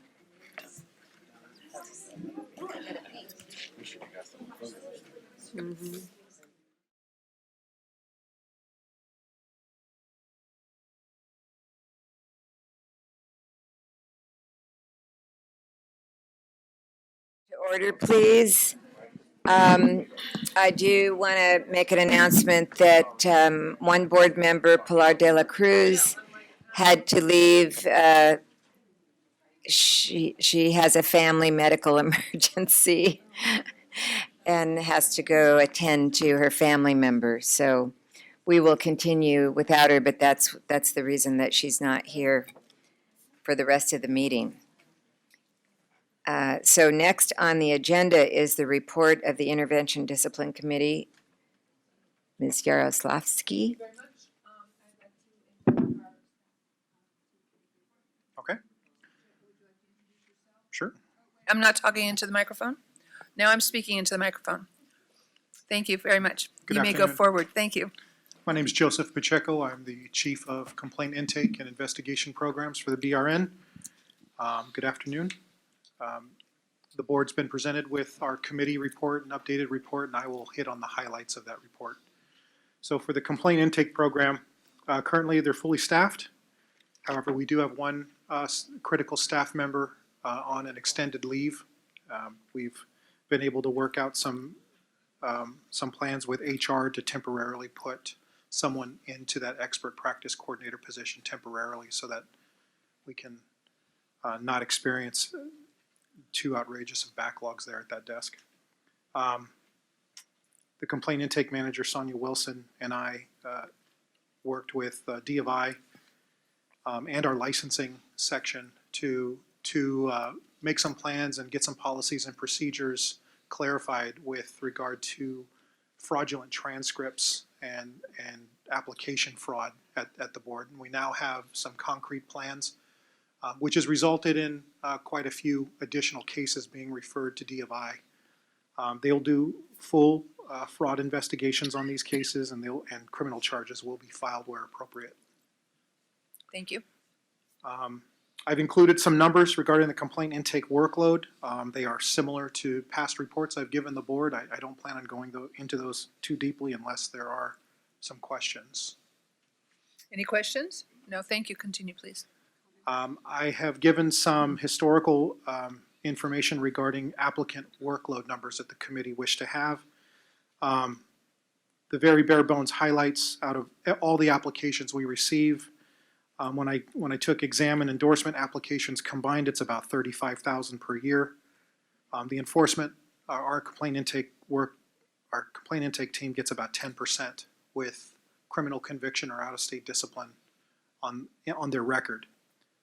Of those people that come to us, initial denials are very low, about 2.5%. For a 3-year average, it's about 5% are initially denied. And 3/4 of those people who are initially denied, they file appeals. 25% of them just don't come back. They don't file an appeal. And even there, the final outcome for most applicants is they get their licenses. And some with some disciplinary proceeding from the board. 63% of those who appeal get probation. 22% get public reprovals upon licensure. 2% are granted without any conditions on their license. And about 13% of them are outright denied. very small numbers when you take the grand scheme of all of our applications. So, and those charts and summaries are in my report to the board. Any questions on the complaint intake team? Any questions? No, thank you. I'll move on to investigations. Investigation unit is currently fully staffed. There are no vacancies. Wow. I heard a yay. Yay, that's right. I will report we are losing our Northern California supervising special investigator. I wish Shannon Borden the best in her new endeavors. She's leaving to become a sworn officer at the Department of Social Services. It's a better job? For her, it is. For me, it's not. But she's here in the audience. Good luck, Shannon. Oh, Thank you. You might want to reconsider. thank you very much for your service. You can always come back. In line for you? What's that? You have somebody to replace you already? Joe has done an excellent job in being proactive, and he has advertised the position. The position is recruited. The final filing date is tomorrow, and we hope to have someone on board by hopefully August. Don't we have a rule that you can't leave until we've replaced you? Yes. Where's that rule? Or maybe you can do both jobs simultaneously since you're so experienced. Oh, that would be called indentured servitude. Okay, sorry. All right, moving on. Continue, please. Dr. Morris, Stacy, and I have had some high-level meetings with D of I's executive management staff. We have some agreements on what our goals and timeframes are for caseload investigations. Our focus is reducing investigative timeframes, both internally and with D of I. D of I has expressed that they share these goals with us, and they've made assurances to the board that they will be addressing our investigative timeframes. Were those two gentlemen that were here Yes. that you met with? Yeah, Chief Chris and Deputy Chief Jones. And I have now monthly meetings with the D of I executive staff where I will be meeting with their deputy chief on a monthly basis to go over workload concerns and case issues and some of our statistical They were saying they were numbers. getting more staff in the DOI department, right? 'Cause I remember We're paying for that, don't worry. Microphone? They were saying they were hiring more staff when they were here. So Yeah, did they get? we've been told they're filling they're filling most of their empty positions. Good. And they have recruits, and actually, it's further along than just the recruit phase. They should be bringing on additional officers very soon. Decrease our DOI. Yep. Well, it should increase their capacity for cases overall. We met again on May 7th, and we'll continue meeting on a monthly basis from here on out. Interagency cooperation. The committee has asked for some stats regarding investigations. Specifically at our March meeting, we asked for, the committee asked for statistics on how many practice-related complaints have been referred to D of I, and then how many of those practice complaints have resulted in criminal filings. We've referred 200 cases to D of I from July 2016 through March 2018, so almost a 2-year period. 200 referrals, 55 of those were rejected back and eventually sent to our internal team. They kept 145 of those referrals. They've completed 65 of them. They've had, in that time frame, 1 criminal filing on those cases. Questions? Does the system work in which the ones that are coming back for investigation, should there be a better evaluation at the front end before you start sending them? Is there a way of doing that? The number of cases that are being rejected this is a 2-year summary. Early on, when we were making adjustments due to the audit report, we had a lot of cases coming back. Okay. That's been worked out. Far fewer come back Okay. now. Good. Yeah, so yeah, it is a high number. D of I and I have addressed that, and now fewer cases are going That's to them to get 25%, rejected. yeah. It saves a whole lot of time. So I just have a question. I want to make sure I understand. You said that of the 145 cases that stayed at D of I, Yes, there was 1 criminal filing? One. so far, yes. So does that mean none of the rest of them qualified for a criminal filing, or does it mean they haven't gotten through the investigation? It's somewhat both. I mean, some of those Okay. 145 are still in the pipeline, Okay, but 65 of those cases were completed totally, and one had a criminal filing on it. okay. And since that's the priority of DFI, we I need got to it. understand that for sure. Thank you. Okay. Thank you. Summary investigation workload regarding referrals and case completions for DFI and BRN are included. These are similar, and the numbers and percentages really haven't changed from past reports. Are you okay with me moving through that? Yes. Okay. Cumulative closures, fiscal year for this year. The DFI has closed 440, BRN has closed 738. I have average investigation times and average cost per case there. They're close to statistical averages. As of June 1st, there are 71 DFI cases and 14 BRN investigations over 1 year old. These cases are my primary concern, and cases that I'm talking with DFI and our investigation supervisors on a regular basis. Cases over 1 year old represent 17% of DFI's caseload and 3% of the BRN workload. I have a question on the cases that are over a year old. Yeah. Are those nursing practice issues on those? Some are. Diversion issue, it runs the gamut. Nursing practice, diversion, patient abuse. Okay. Almost all of the cases in the BRN investigation unit, those are practice cases. And I've talked to the board before about some of the issues that come up, and obtaining records continues to be our number one time-consuming task. If we have to issue subpoenas, or if there's objections from the patient or the hospital, we have to go through this elaborate and long process to get those records. What do we do to take a look at opportunity for Bill to close that loophole There- timing? There is opportunity there. We have subpoena powers. However, the board does not have a legal framework of any teeth to go with that. There's no penalty for non-compliance with our subpoenas. So can you work with the powers that be to figure out the timing for when that maybe would have to come forward as far as either regulation or legislation change? Because Yes, it's absolutely. important. Yeah, and I hear, I'd- I kind of saw You're already Spencer's, figuring out over we there. can compel them to, I've asked before. we do have the legal framework to compel them. However, committee it's just a long, drawn-out process, and it costs the board money. And there's no penalty for delay on the So other end. there's no teeth to the bill if you don't And have we some can go to money. court and get a court order, and then they're compelled to give us the records. That can take, and we do that, both BRN and DFI do that. But it's a very long process. It can take 6 months to 9 months We to could get also through the do court something like a process. stop practice, something, we could do fines per day, $1,000 a day might make it happen a lot quicker. I agree. So that So we'll take a look at the, opportunities in the future. Continue, please.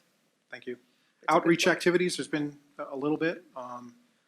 Complaint intake manager Sonia Wilson coordinated a meeting with all of the DCA Health Board complaint intake managers this last period. It was a very productive meeting where she was able to not only network but also share best practices. The group as a whole enjoyed the meeting, and they've planned on regular quarterly meetings from here on out. Excellent.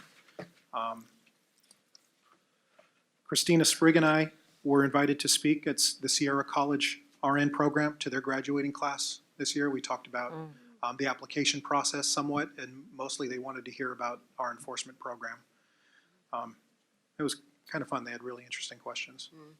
And then last week, Shannon and I, we attended the National Council of State Boards of Nursing Discipline Case Management Conference in Denver, Colorado.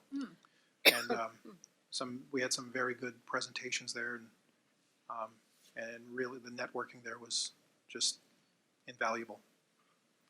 That concludes my report, unless there's extra questions.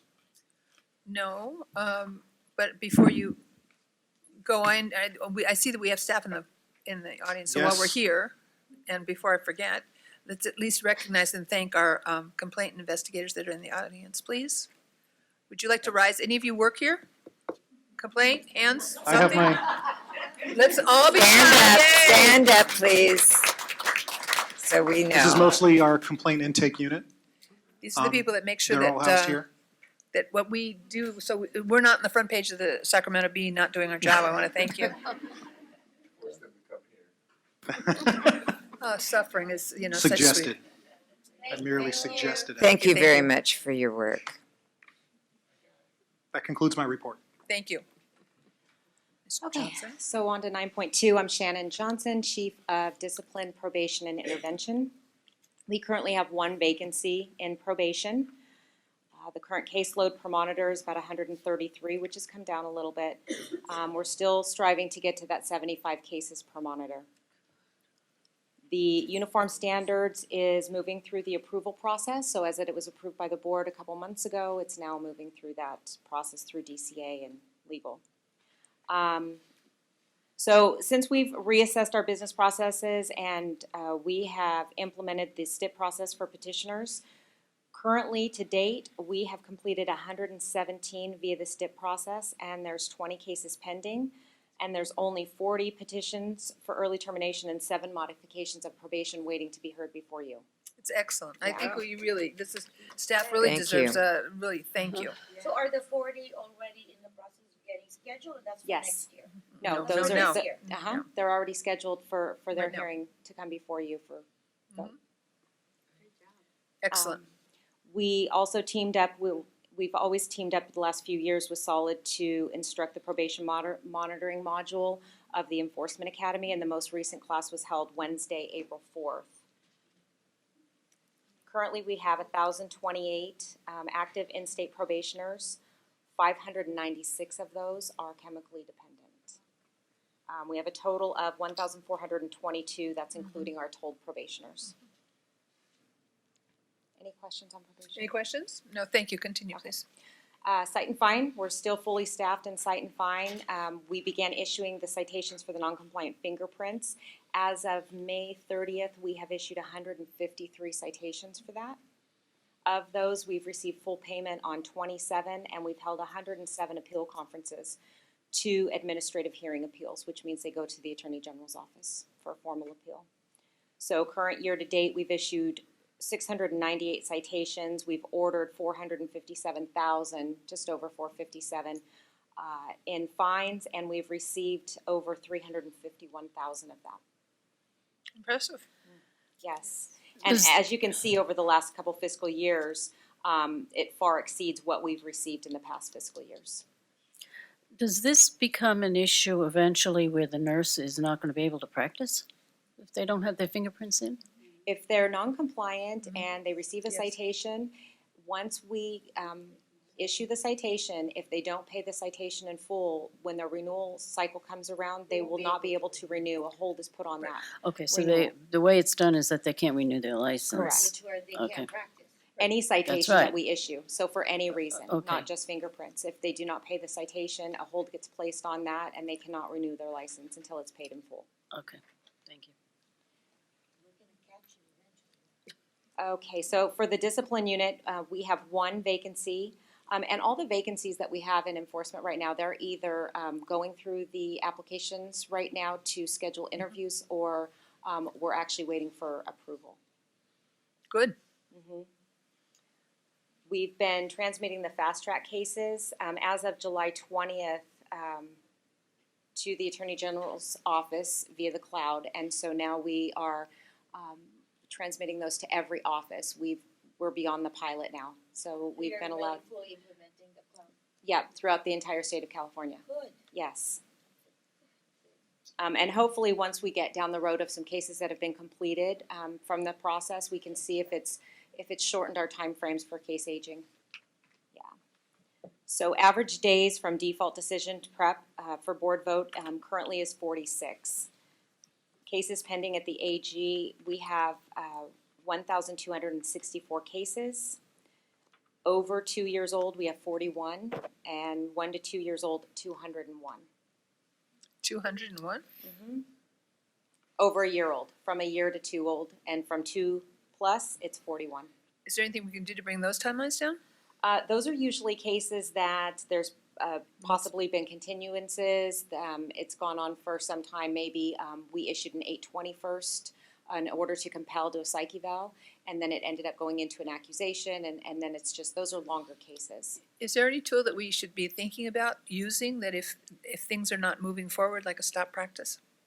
Well, we do issue the interim suspension orders. If we have enough evidence to go before the administrative law judge, we can go for the interim suspension order. And then on some of these cases, there are also the PC 23s where we go in under Penal Code 23 to get a suspension or conditional license. So those cases do take longer because we're waiting on, most of the PC 23s, we're waiting on that final conviction, and then we can go ahead and do our final order. Okay. But we have suspensions in place on all of those egregious cases. Thank you. Welcome. I have a question about the votes that we have to do where people's license are revoked because they didn't respond to the board, the defaults. Right. Is there a reason why we need to get that? I mean, I've been doing them now for 4.5 years and I've never found one that had presented information that you That said would didn't. require the board giving the EO authority, and that would be a Yes, we just did that. legislative change. There's a bill for that. Bill. Yeah, But by the same token, there have been those that are within 30 days of not returning the required materials, and right, then the there's. notice of defense. But I've also Okay. noticed that there's longer periods of time, so I'm hoping that you're going through all of them and making sure they're very current. Yes, well, we've just recently switched over where we were doing the default decisions. We had for about 7 years. Yeah. And now that responsibility has been taken back over by the Attorney General's office, they are now preparing the default decisions. Oh, that's Oh, the okay. problem, so we need to have some statistics on that for the next meeting. Correct, and I'm looking at the amount of time that's lapsing. I've recently requested some reports based on the days to complete from the time that we file the accusation to the time we actually, the time we request the default decision to be prepared till the time we receive it. Could you, for the next committee meeting, come forward with a chart, compare and contrast what's done in-house, what's done out-of-house, and the cost associated? Because when I see things that have, several months or a year old, the nurse is out practicing wherever the nurse is practicing inappropriately. And my concern is that they're under default, and bring us a report. Okay. So petitions to revoke probation, currently we've done 93. We've served 760 pleadings. We've had 165 surrenders, 8 withdrawals of statement of issues, and we've adopted 1,013 decisions. Excellent. And that is it for 9.2. Thank you. Any questions? Thank you I've very much. also added the probation statistics and the statistical summary outbreak for the advanced practice certificates. Compared to For other years, do they look about the same in your mind's eye? the statistics? Yeah. Well, for probation, obviously, the numbers have gone down slightly since the last couple fiscal years, but I believe that's in response to the petition change, doing it through the STIP process versus them waiting to come before the board. Right, absolutely. But probation's pretty much held steady, and that's just basically due to the fact that everything's kind of been at an Level. even keel. Okay. Although complaints have gone up, so with complaints going up, it will increase, obviously, our discipline counts. It'll increase our cases going to the AG. It could possibly increase the number of probationers. Okay, thank you. Welcome. So we'll move on to 9.3, the intervention program. Yep. Fully staffed in intervention. Well, actually, I shouldn't say fully staffed. We took one analyst out of the discipline unit and put them down into the intervention unit temporarily. We had a retirement, and that position, they're currently going through applications right now to fill that vacancy, and then the analyst position will be returned to the discipline unit at that time. So we're borrowing. Right. On April 10th, in conjunction with the Department of Consumer Affairs and Office of Public Affairs, we completed the intervention, the new video. And unfortunately, I wanted to be able to show it to you today. You can access it from our website. However, we have a little bit of technical difficulty, so I can't show the video to you today. But hopefully you guys have all seen it. It's great. Yeah, everybody's very proud of that video. Very good. Yeah. Excellent. So that goes along with our new outreach program, the new pamphlets, posters, and, you know, kind of goes hand in hand with the outreach that Joe and I They are. can go on the website and download it from They, our website. they can, and yes. show it to them. Yes. Is there a way? It's on YouTube. So we're sending a link, that link to, let's say, schools or interested parties or to promote it? I don't believe we've sent a link to the schools. I'm wondering about sending maybe a But they link. do have, we're Dr. starting to Morris. put out there the outreach. We've done, I believe, Facebook and some other social media, so we can try and get it out there. I'm just saying, If I'm not mistaken, Dr. Morris sent an email to the stakeholders and associations. Yes, Mhm. yes. Right? Yes. With a link. You can click on it. oh, good, okay. That, Yeah. just make sure that, I know it's available to everyone if they go looking for it. I'm more interested in trying to see how we can have them Be look. proactive in getting it out proactive, there. Yeah. Well, by the way, I mean, the comments that people are making are really wonderful. They're very positive. I mean, everybody's reacted. I believe we've Very had, well. as of yesterday, got a text, we've had over 1,600 views. Might we want Just to in that short time. include those kind of numbers in reports for next Mhm. also? On June 2nd this year, Dr. Morris, Joe, and the intervention manager, Dawn Walker, provided an overview of the enforcement process and the intervention program to the Sigma Mu Nu chapter at St. Agnes Medical Center in Fresno. The intervention program is currently preparing for the 2018 Liaison Committee meeting.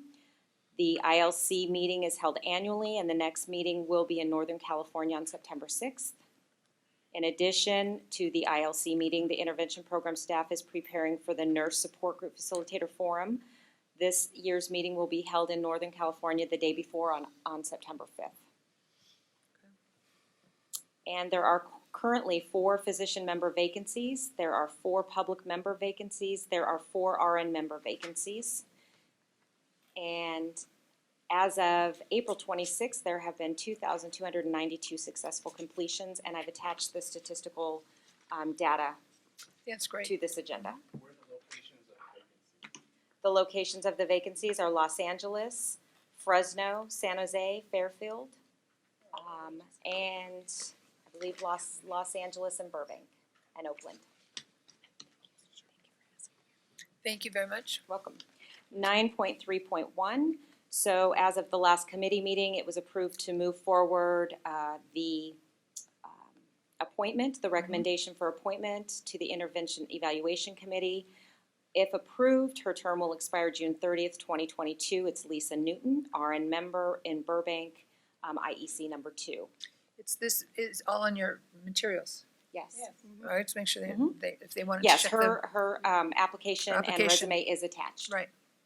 So you want a motion for that now? Let me go through the reappointments and then you can. Okay. The reappointments are Diane Alvey, RN member in Culver City, IEC number 3. Thomas Desumu Johnson, MD member, Riverside, IEC 6. Diane Hambrick, MD member, Fairfield, IEC 2. Grace Murphy, RN member, Culver City, IEC 3. Mary Richards, RN member, San Jose, IEC 7. Diane Souza, public member, San Diego, IEC 10. So now I just need a vote on the. So I would move to accept the appointment of, it's Lisa Newton, right? Yes. Okay. Sec, Do we have any public comment? Any board comment? All those, let's take a vote. Barbara Yaroslavsky, yes? Melda Seja Betgots, yes. Cindy Klein, yes. Elizabeth Woods, yes. Donna Gerber, yes. Michael Jackson, yes. Thank you. That concludes. That concludes. Thank you very much. Now we're Thank going you. to move to Elizabeth. Okay. Nursing practice. Before we, Thank before we go to 10.0, hang on, one of the things that I meant to do earlier today and just, it slipped my mind, but Barbara and I attend, what? Reappointments. We did. You did appointments. No. let me clarify, she only, for, no, the motion was only for appointment for Lisa Newton. She did not do a motion for Then I the apologize. reappointments. I will change, We need a motion for all of them. thank you. All So of them, I've okay. moved for all of the appointments to be made as presented. I'll second that. Any public comment? Barbara Yaroslavsky, yes? Imelda Seja Bedgood, yes. Cindy Klein, yes. Elizabeth Woods, yes. Donna Gerber, yes. Michael Jackson, yes? Betty? Betty? I did. Okay. Okay, we're good there. Okay, so just before we go to 10.0, I neglected this morning to really thank the staff that went to the meeting, when was that? Tuesday morning with Barbara and I. It was a meeting with DCA and agency regarding our BCPs, BC concepts, all that kind of stuff. And staff that went with us, and we went through the whole thing and a lot of the data that we've been talking about in the statistics. But basically, thank you very much for working so hard on getting together all that data, all the charts, all the information, all the justification. I know you've done it 12 different ways and times, and we're probably going to do it another 12. But just want you to know that it's really helpful for us board members when we're there in those meetings and you've got all the info and you can help us justify what we need for the board. So thank you. Okay, Betty. Okay. Elizabeth Woods, I'm the chair of the Nursing Practice Committee, and today we are going to be having a lot of information from Jeanette, who has reviewed this whole issue about the new California State Board pharmacy regulations that came into effect in the beginning of the year, and how they affect nursing practice and other practices. Thank you. My name's Jeanette Wackerly. I'm the liaison to the practice committee. And I'm here today. We're not going to do anything with the regulations. We're going to try to digest them. Yeah. And I think that is a difference. And I think the first thing I want to talk about is our first calls to the nurses here at work had to do with compounding, because compounding is now pharmacy law. But nurses did not recognize that compounding was within their law, because they were told that they couldn't compound, and it got very confusing to them because nurses think of what they do with medications as mixing or putting together.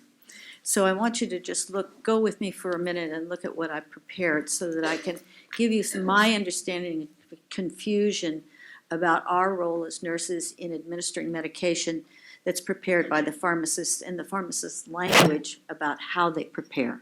Because the first thing you have to get your arms around is the fact that they have non-sterile compounding and they have sterile compounding. And we know sterile compounding as the part where you're mixing something, IVs or other types of medications where you are putting things together to make one compound. And when they talk about sterile compounding, they're talking about something nurses know as working under a hood. And in their particular job, they learn to work under a hood and use sterile technique, and they're gowned and gloved and masked. Mm-hmm. So it's a very specific way to mix medications. Now, nurses know what sterile technique is. Not all nurses, but OR nurses really know what that is. I mean, that is a common function for them in the operating room and with the circulating nurse who's running the room. So again, when we got over the word compounding and who can compound and whether it's non-sterile or sterile, we also looked, and I have talked to the pharmacists at the pharmacy board, but more work needs to be done. And I want you to go to the third paragraph here. It says compounding does not include reconstitution of drugs pursuant to the manufacturer's direction. Nor does it include the sole act of tablet splitting, nurses tablet split, or crushing capsules or opening the capsules or additional flavorings to medication. So that was kind of like what I call a carve out for registered nurses that did not preclude them from doing that, which is common nursing practice. Then what I'm still working on is the second page, which has to do with Centers for Medicare and Medicaid and their rules or their state manual. And part of that has to do with there's guidance that addresses compounding of medication.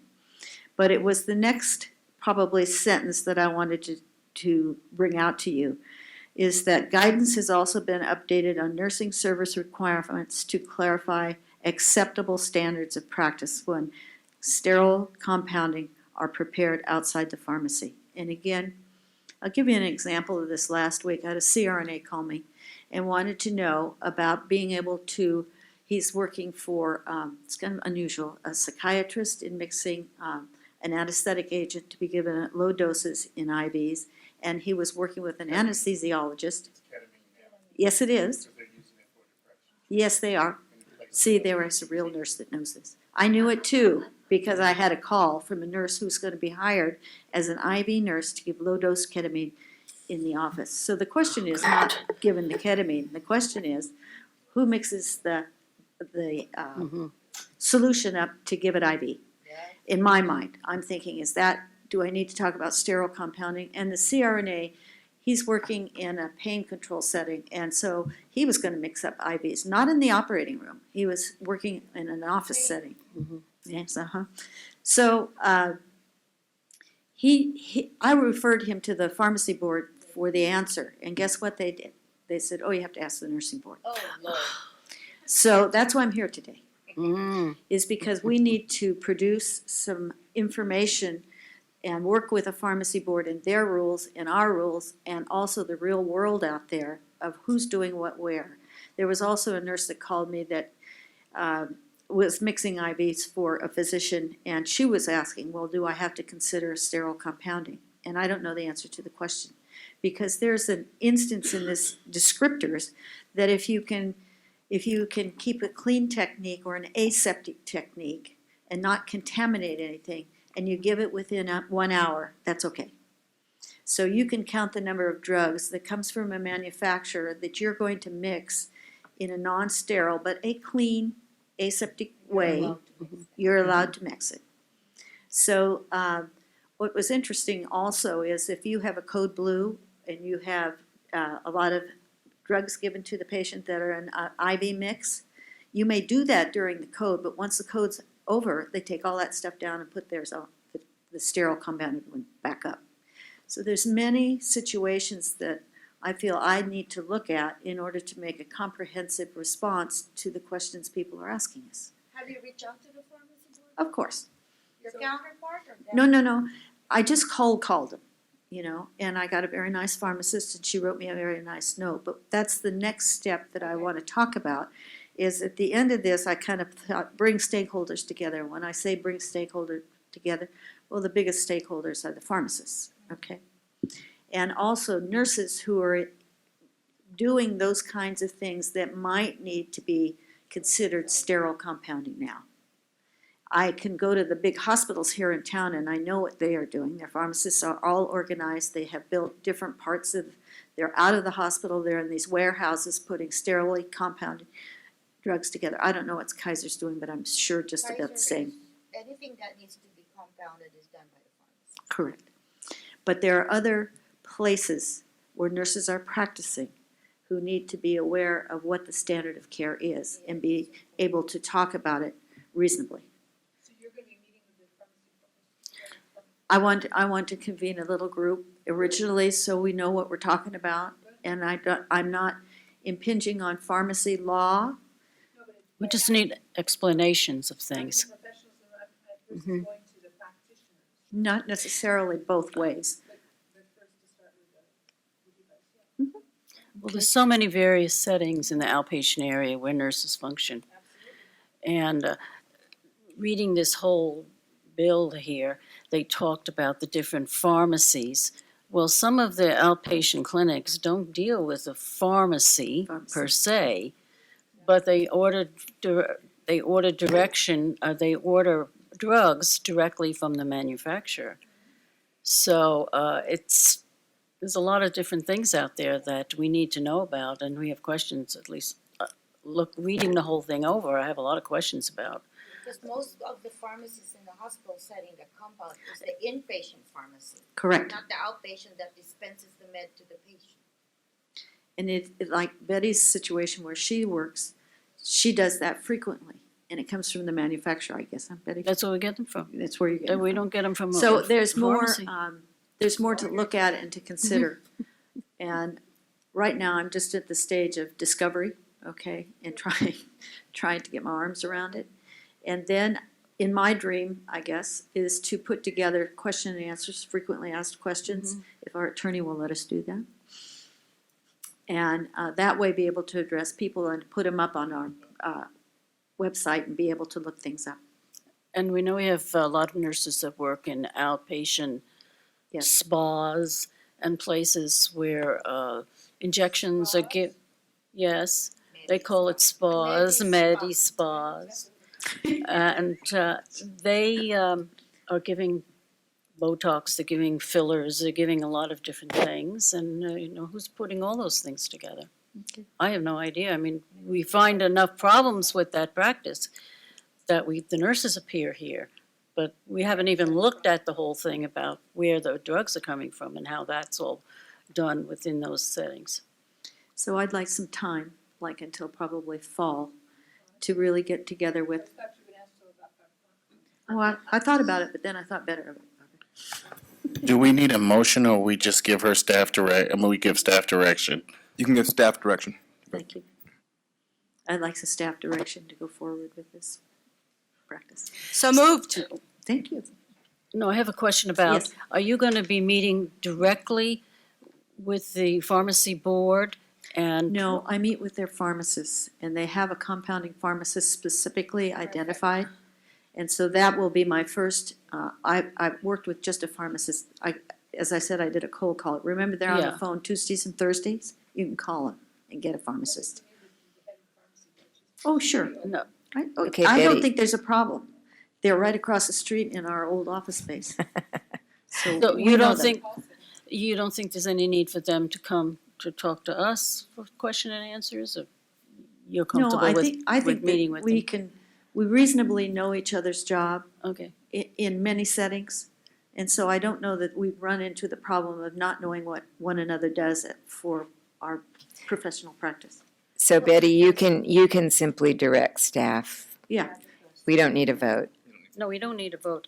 I just had a couple of issues when I was looking at that information that needs clarification. Oh, the remote dispensing pharmacies, 10 miles away, it has to be 10 miles away from the clinic. That needs clarification because. Okay, they have defined what remote means for producing pre-prescribed medications for patients, like in SISCU, that's how I look at it. And the distance between the actual pharmacy and the box that they have that delivers the drug is on the 10 mile. Huh? That means 10 miles. Okay. But don't take my word for that, because I've just read it like Betty, and that was my interpretation. What does it mean? Yeah. So What- Jeanette, And it's, remote is not always remote. They clarified as 10 miles. Well, But- it doesn't mean in the sticks. Remote means remote from the major pharmacy. It But might be there's- in your clinic. The pharmacy is in downtown Sonoma, or Napa, and your dispensing box is what I call it, is at where you're working, and they stock it and they put things in it for you to use. That's what I think it is. Well, that certainly would be an issue where I work because nobody does that.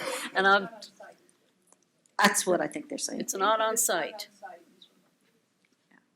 But there are pharmacies within 10 miles of us, obviously. No, my point is, they say 10 miles of remote. Remote is not necessarily the 10 miles. It's if you use that pharmacy or not. We'll ask for clarification about what that Right. means. Betty, can we bring that, whatever. We might want to use the term access, right? And not worry about remote, because Well, That's their not choice. everyone has ability to transport themselves. But we need to clarify because that's the language that they use. We're gonna learn their language and what it means, yes. And then I know it's gonna take a while, but whatever information you have, can you present it to committee meeting in August? I don't think so. I'm going on vacation. Oh, okay, You so mentioned the fall. I said Okay. the fall. Yes, Got it. please, I need time. And time in order to, like Betty's talking about, digest what their statements mean, like what is remote. And also they talk about remote pharmacy techs filling prescriptions under the supervision of a pharmacist, but the pharmacist isn't at that remote site. There's many things to see and to know that I don't know yet. So for the practitioners that are asking those questions to you, what do we tell them? We don't know. We are working with Wait. pharmacy, try to get them to call pharmacy, and I'll get them a connection where they can, but they could talk to the pharmacist and say, you know, I need to understand what the standard practice is. If they have a pharmacist, that would be good. Not all of them. Okay, Betty? Yep. No, we're gonna get those clarifications at another time. Does Okay. anybody else have any questions about this? Anybody from the comment? audience? Thank you very much. All right, thank you, Thank you, Jeanette. Jeanette. Okay, Betty, are Okay, you I'm finished. completed? Yes. Okay, good. So, the next item is 11.0, election of officers. We do this once a year. This is the time of year we do it. Our officers go from July 1st to the end of June.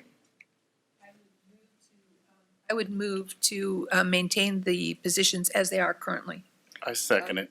Well, thank you, but you gotta do. Do we one have to at- do them separately, Spencer? No, that's if, Barbara nominated someone. She nominated to No, continue. she I made said just a to motion maintain to maintain, the officers in the officers present as positions. currently That's the done. difference. The difference. My second's okay, and we're okay with doing Absolutely. it. I make a motion, I second it. Okay, we have a motion and a second. Any public comment on what that means is you're stuck with the same people. Trandy Phillips. Genevieve's not Donna here, so Gerber. she's not gonna. Okay, no comments. We're not stuck with you. We're, We appreciate we're it. We're not stuck voting. at all. The motion was made in I'm good stuck. faith. You're stuck. Thank you. Okay, we're ready Barbara to vote. Yaroslavsky, aye. Imelda Seja Bedgood's yes. Cindy Klein, yes. Elizabeth Woods, yes. Donna Gerber, yes. Michael Jackson, yes. Okay, thank you very much. We took care of that in one motion. The second item, or the next item, 12.0, is to discuss and vote on whether to approve the proposed board meeting dates for 2019. Any questions? Any comments? Do I have a motion? I have a quick question. So Okay. we're down to certain I never days looked for at it. committees to one day, so is that the assumption that we don't have that many practitioners wanting reinstatement or modification of probation? That's why we don't have a discipline day anymore? We only have the committee day? We do have discipline. Stacy, can you help with No, there's that? one day. I think Trandy actually knows the answer to that, but I don't. No, it's because the way we Every month. structured our voting now, so we won't have a It huge is backlog every anymore. other month. When we have committee, we only have one day.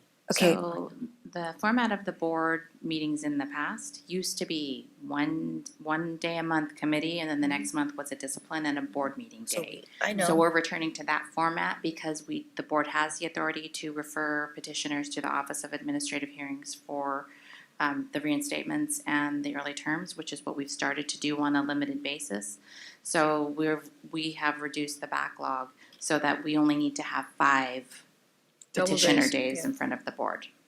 Okay, and then we can relook at that. If there's gonna be another backlog that we won't know about, we can always add as a board later. Sure. That's all. I Sure. just don't wanna limit, and then we have another backlog, cause the 5 days, nobody seems to make it. I mean, Correct. thank you for clarifying. Okay, good. We're ready. Do I Move have a to accept motion? the dates as Yes. listed. Except for my birthday. That's the motion? Yes, that's the motion. That's a motion, and do I have a second? Yes. I'll second that. Thank you very much. We have a motion and a second. Public comment? Barbara Yaroslavsky, aye. Imelda Seja Bedgood's yes. Cindy Klein, yes. Elizabeth Woods, yes. Donna Gerber, yes. Michael Jackson, yes. Okay, we're done with that. Next, we get to adjourn unless anybody has anything. What did you just say? Adjourn. I Oh, said yeah. adjourn. We're ready to adjourn. Thank you very much for attending. Thank you to board members. Thank you to staff. Thank you. We are adjourned. The admin Thank or you. the- I thought the